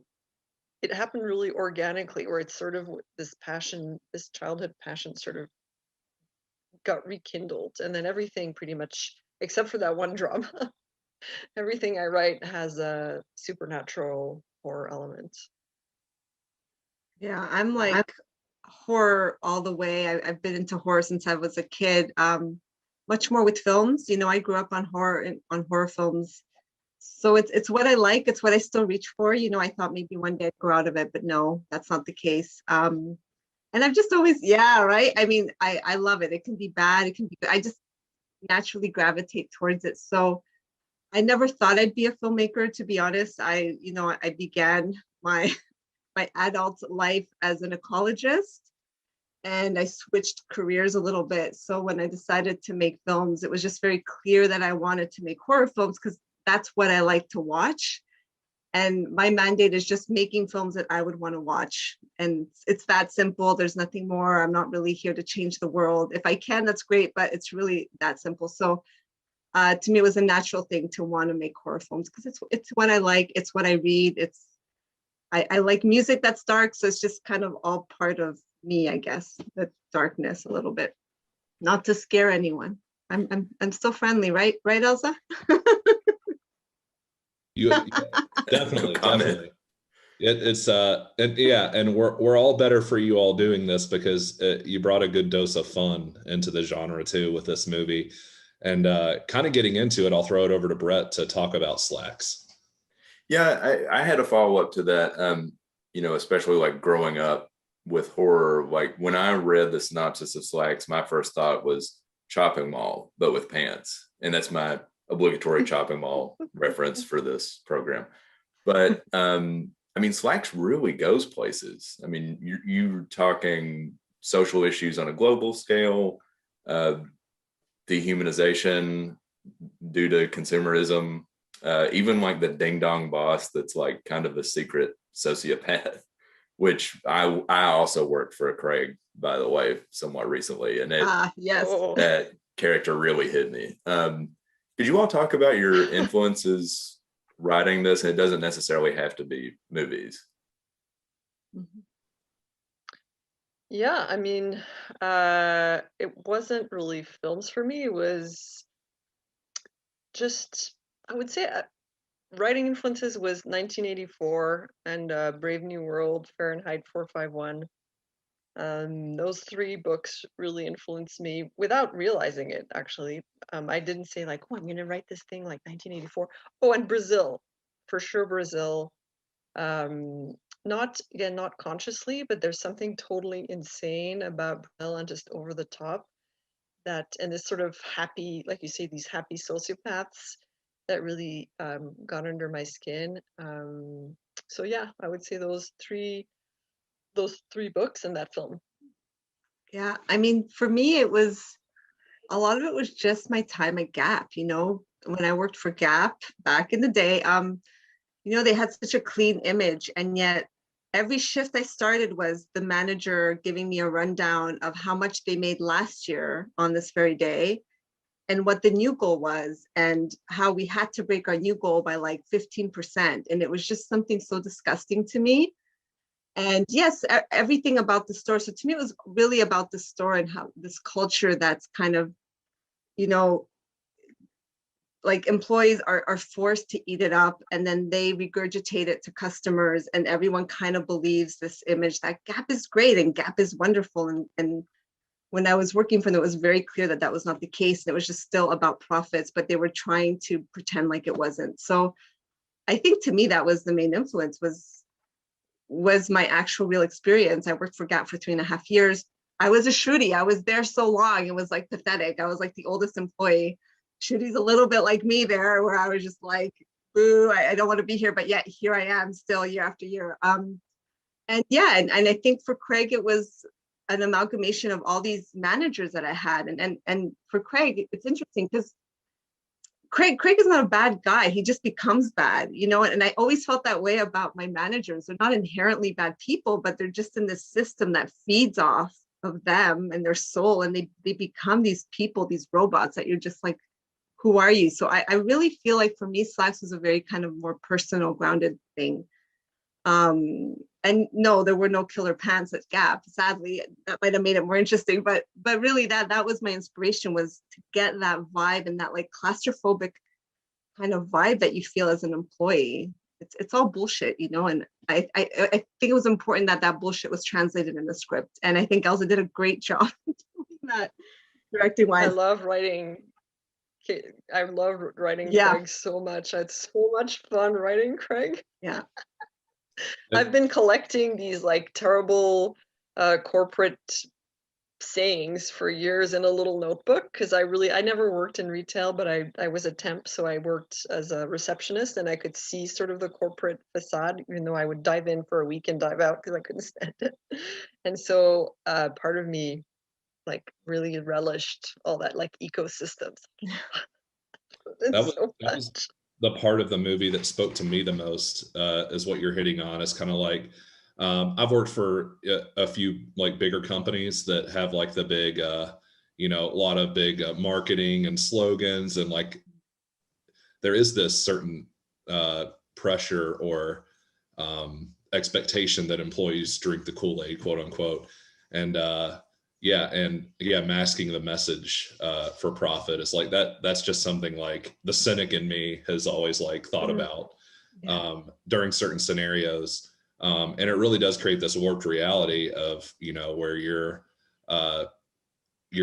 expectations of yourself as a worker become warped. And maybe that's the real nemesis, is the toll it takes on your perception of reality. I don't know. But in this case, it is the pants, at least to an extent. So, Well, it's interesting you say that, Brian, because when we created the movie, to us it was this idea that everybody is harmed by this, including the employees, including the managers, including the customers, and like it wasn't just this one young girl that had a horrible accident. We're all impacted, and we're all suffering on different levels. So it's so interesting that you hit on that, because yes, for me, the employees are all kind of in their own way as well. They're being used and they're being discarded for these big corporations, just in a different way. But yes, I'm glad you picked up on that, because I felt that way when I worked at Gap. Oh, definitely. I could tell that there was some lived-in experience that was based on for one of you all, and in the process there. So, well, for us, the corporation is the real villain. Yeah. And I was just listening to a podcast. I forget what the percentage, but there's a very high percentage of CEOs that are considered psychopaths on the like DSM-4 description. So, the world is a little bit run by psychos, and so yeah, we wanted that to come across for sure. Well, I guess it's probably too late to let you all know that one of our sponsors is Gap. I should have mentioned that before we started. Whoops. Oh well. Those were the best years of my life. What do you mean? No.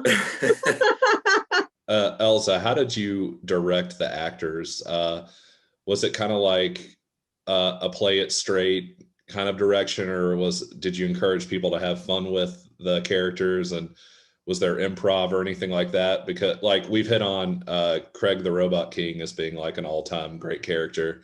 Yeah, for sure. It was a fun watch for sure. So I was just curious, like what your style was in this particular movie. It really depended on the character. Like Libby and Shruti, I asked them to play it really straight. And I did the same thing in Graveyard Alive, where the main character had to play it straight and all the other characters were slightly skewed. And people were like, what do you mean? It doesn't work. Nah. And I was like, well, that's just how I feel it. So, and then the other employees, I did ask them to amp it up. I remember having a conversation with a woman who played Gemma, and she was like, bigger? I was like, yes, bigger. Don't worry. She's like, but I'm always asked to play it more natural. I'm like, no, I'll tell you when you're too big. Don't worry about it. So I encouraged them for sure. Peyton, I was like, we had a great conversation. She was totally into it. And Craig, he was a weird combination. I think I worked the most with Brett Donahue, who plays Craig, because I wanted him to be sort of grounded in a reality, but really like incrementally go more and more insane, but in a way that we could really weirdly relate to it. So I directed him using this sort of, we had plotted out his character arc, and I would, ask him to be a little more psycho, a little less psycho, and so he would trust that I knew how to place him. And it was really important for me to get him to speak really fast. He said he's never had to speak so fast and do so much dialogue in a film. So I would say that it was a combination. It was a spectrum from like the straight girl Libby to, I would say, Gemma is probably the most like outrageous. But yeah, each character, each actor came with a certain level, and I would get them to make it more, because I don't know, they're sort of caricatures, sort of not. I didn't want it to be over the top, but I wanted it to be fun. So when you're making a satire, speaking of fun, when you're making a satire like this, is it fun for you all to kind of not let anybody off the hook? Like kill everyone, you mean? Well, just comment on or skewer. Skewer. Yeah. I like that. Yeah, for sure. Patty and I are bitches. So we're just wait. Really nice. Okay, no, you're right. No, it was great. It was great that no one got away with it. And even Libby at the end, Craig gives her a little, and I can't take responsibility for that. One of my friends gave me that line. He's like, you should say that he calls her on the fact that she's there to work for half price. And I was like, yes. So no, it was great. I mean, I like that every character has a flaw, and that every character, and that they're all called on it once in a while. So no, it's tons of fun. It's like getting the sort of evil poison out of the system. And was it equally fun for you all to paint the clothing store red? Was the splattery part of the process a lot of fun? Oh yeah. Oh, for sure. Oh yeah, we love blood. Patty and I are like, oh, more. And we had this like blood cannon. It was great. Our special Yeah. effects team just had this amazing like cannon gun, and it was like amazing, like explosion of blood everywhere. It was awesome. Yeah, literally like shot blood with like toilet paper mixed in at the walls. It was disgusting. Very gross, but awesome. Yeah. That's a good tip. Oh, it was Blood and toilet paper. blood cannon. I was like, oh, is that a euphemism? No, like, no, it's really a cannon. It's a real that shoots cannon. blood. And was it as satisfying to strangle a social media influencer as it was to watch a social media influencer get strangled? Yes. Well, to be honest, I didn't know those existed until I saw that documentary, Fast Fashion, The True Cost about fast fashion. So it hadn't really gotten under my skin as much. And I sort of steer clear of the internet as much as possible. So it might have been more fun for you. I mean, I loved killing her. It was so much fun. But can I just say, I didn't even know they existed until Elsa told me, and I thought she was kidding. I had to look it up after I spoke to her. I'm like, this can't be real. And then when I realized it was real, I wanted to throw my computer across the room. I just couldn't even imagine that something like this was even possible. So I love that we killed an influencer, because now that I know they exist, it's like, I'm done. Yeah, and her quote unquote employees. Great. We're gonna have to wrap up. We're running out of time, but I wanted to know, if there were any movies from 2020 or the first part of 2021 that weren't nominated for Oscars that you all would personally give an Oscar of some sort to. Doesn't have to be best man-eating trousers. It could be any award. Well, I have to give a shout out to my friend Karim Hussein, who was the cinematographer for Possessor,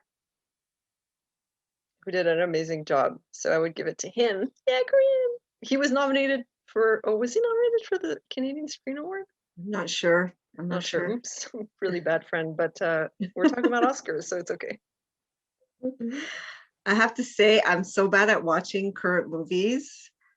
I haven't watched a current movie in so long. I'm like busted. Okay, if I have a chance, I usually watch an oldie or something like that. So something current, I don't know. I'm not the one to ask.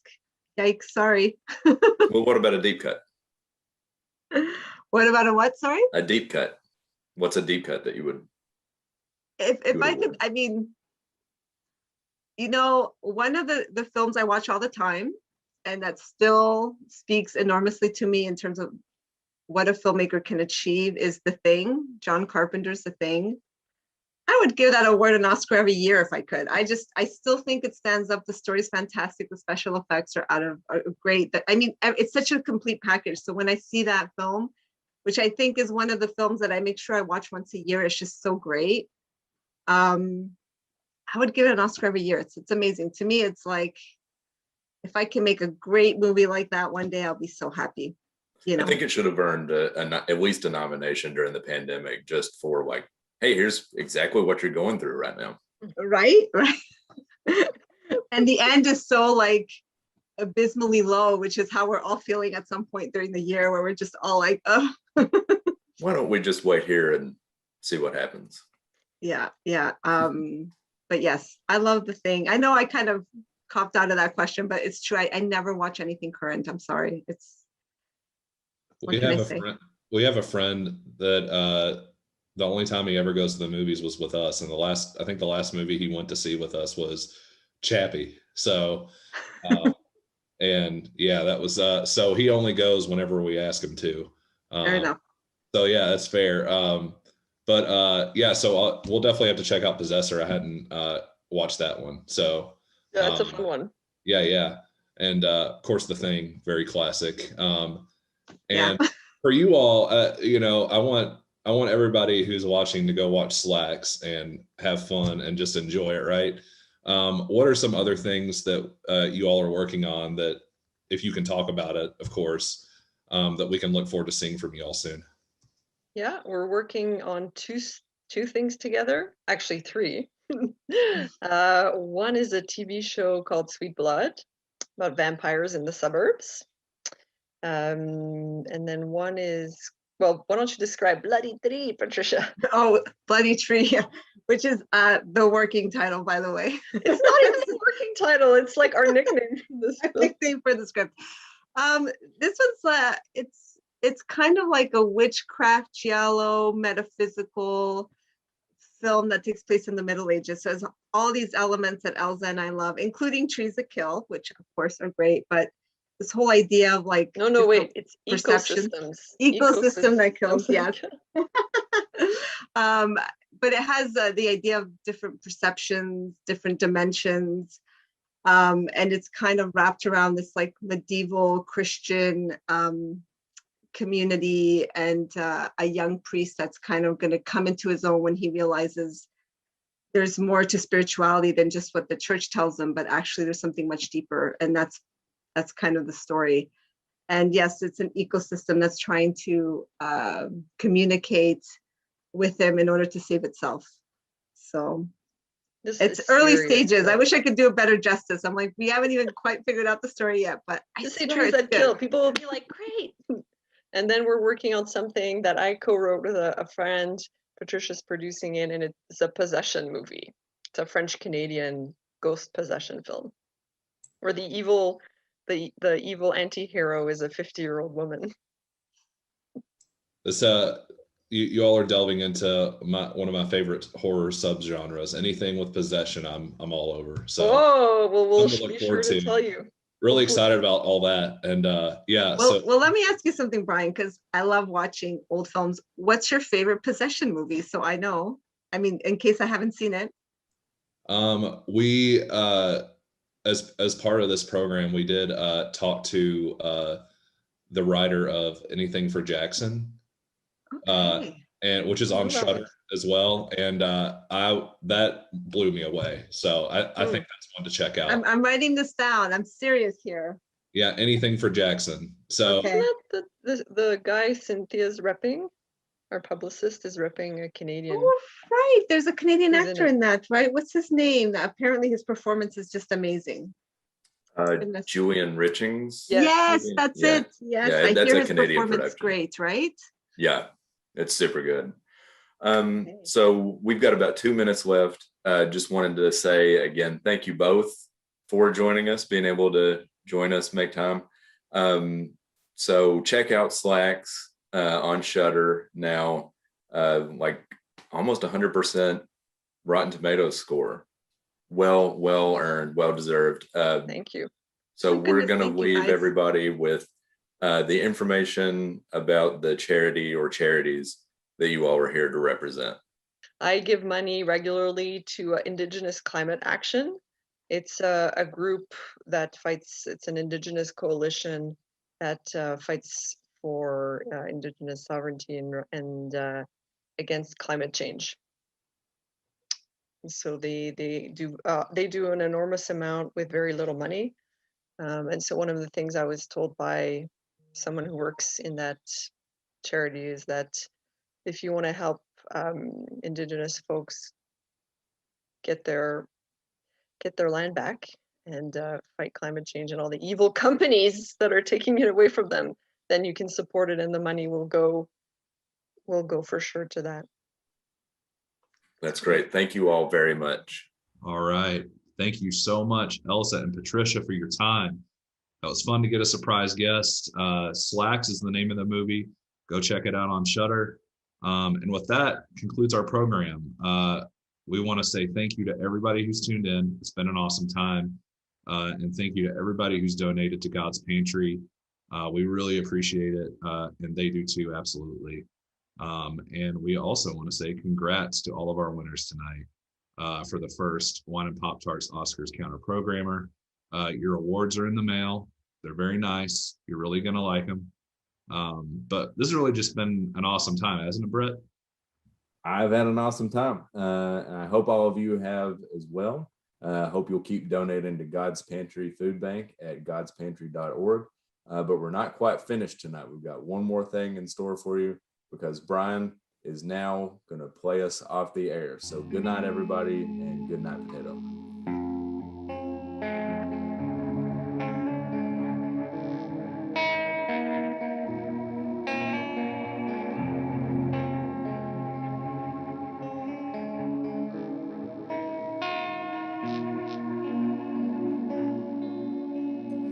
Snow glows white on the mountain tonight, not a footprint to be seen. A kingdom of isolation, and it looks like I'm the queen. The wind is howling like this swirling storm inside. Couldn't keep it in, heaven knows I've tried. Don't let them in, don't let them see. Be the good girl you always have to be. Conceal, don't feel, don't let them know. And now they know. Let it go, let it go. Can't hold it back anymore. Let it go.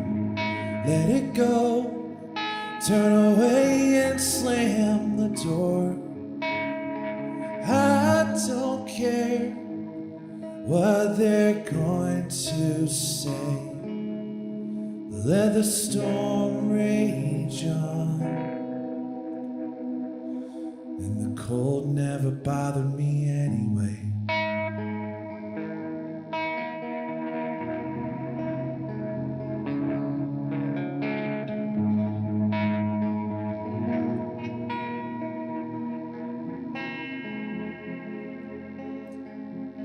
It's funny how some distance makes everything seem small. And the fears that once controlled me can't get to me at all. It's time to see what I can do to test the limits and break through. No right, no wrong, no rules for me. I'm free. Let it go, let it go. I'm one with the wind and sky. Let it go, let it go. Yeah, you'll never see me cry. Here I stand, and here I stay. Let the storm rage on. The cold never bothered me anyway.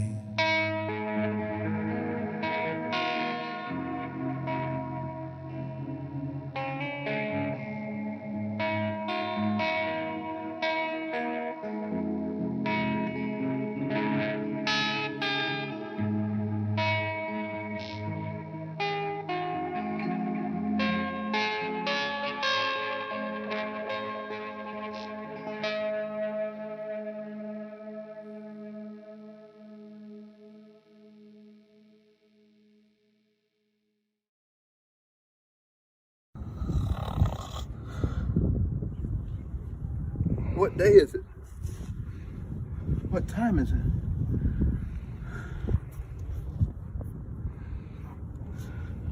I gotta go. I was supposed to host the Grammys a few weeks ago. Somebody stole my shoes. My jacket's gone. I got my microphone. It still works. Oh!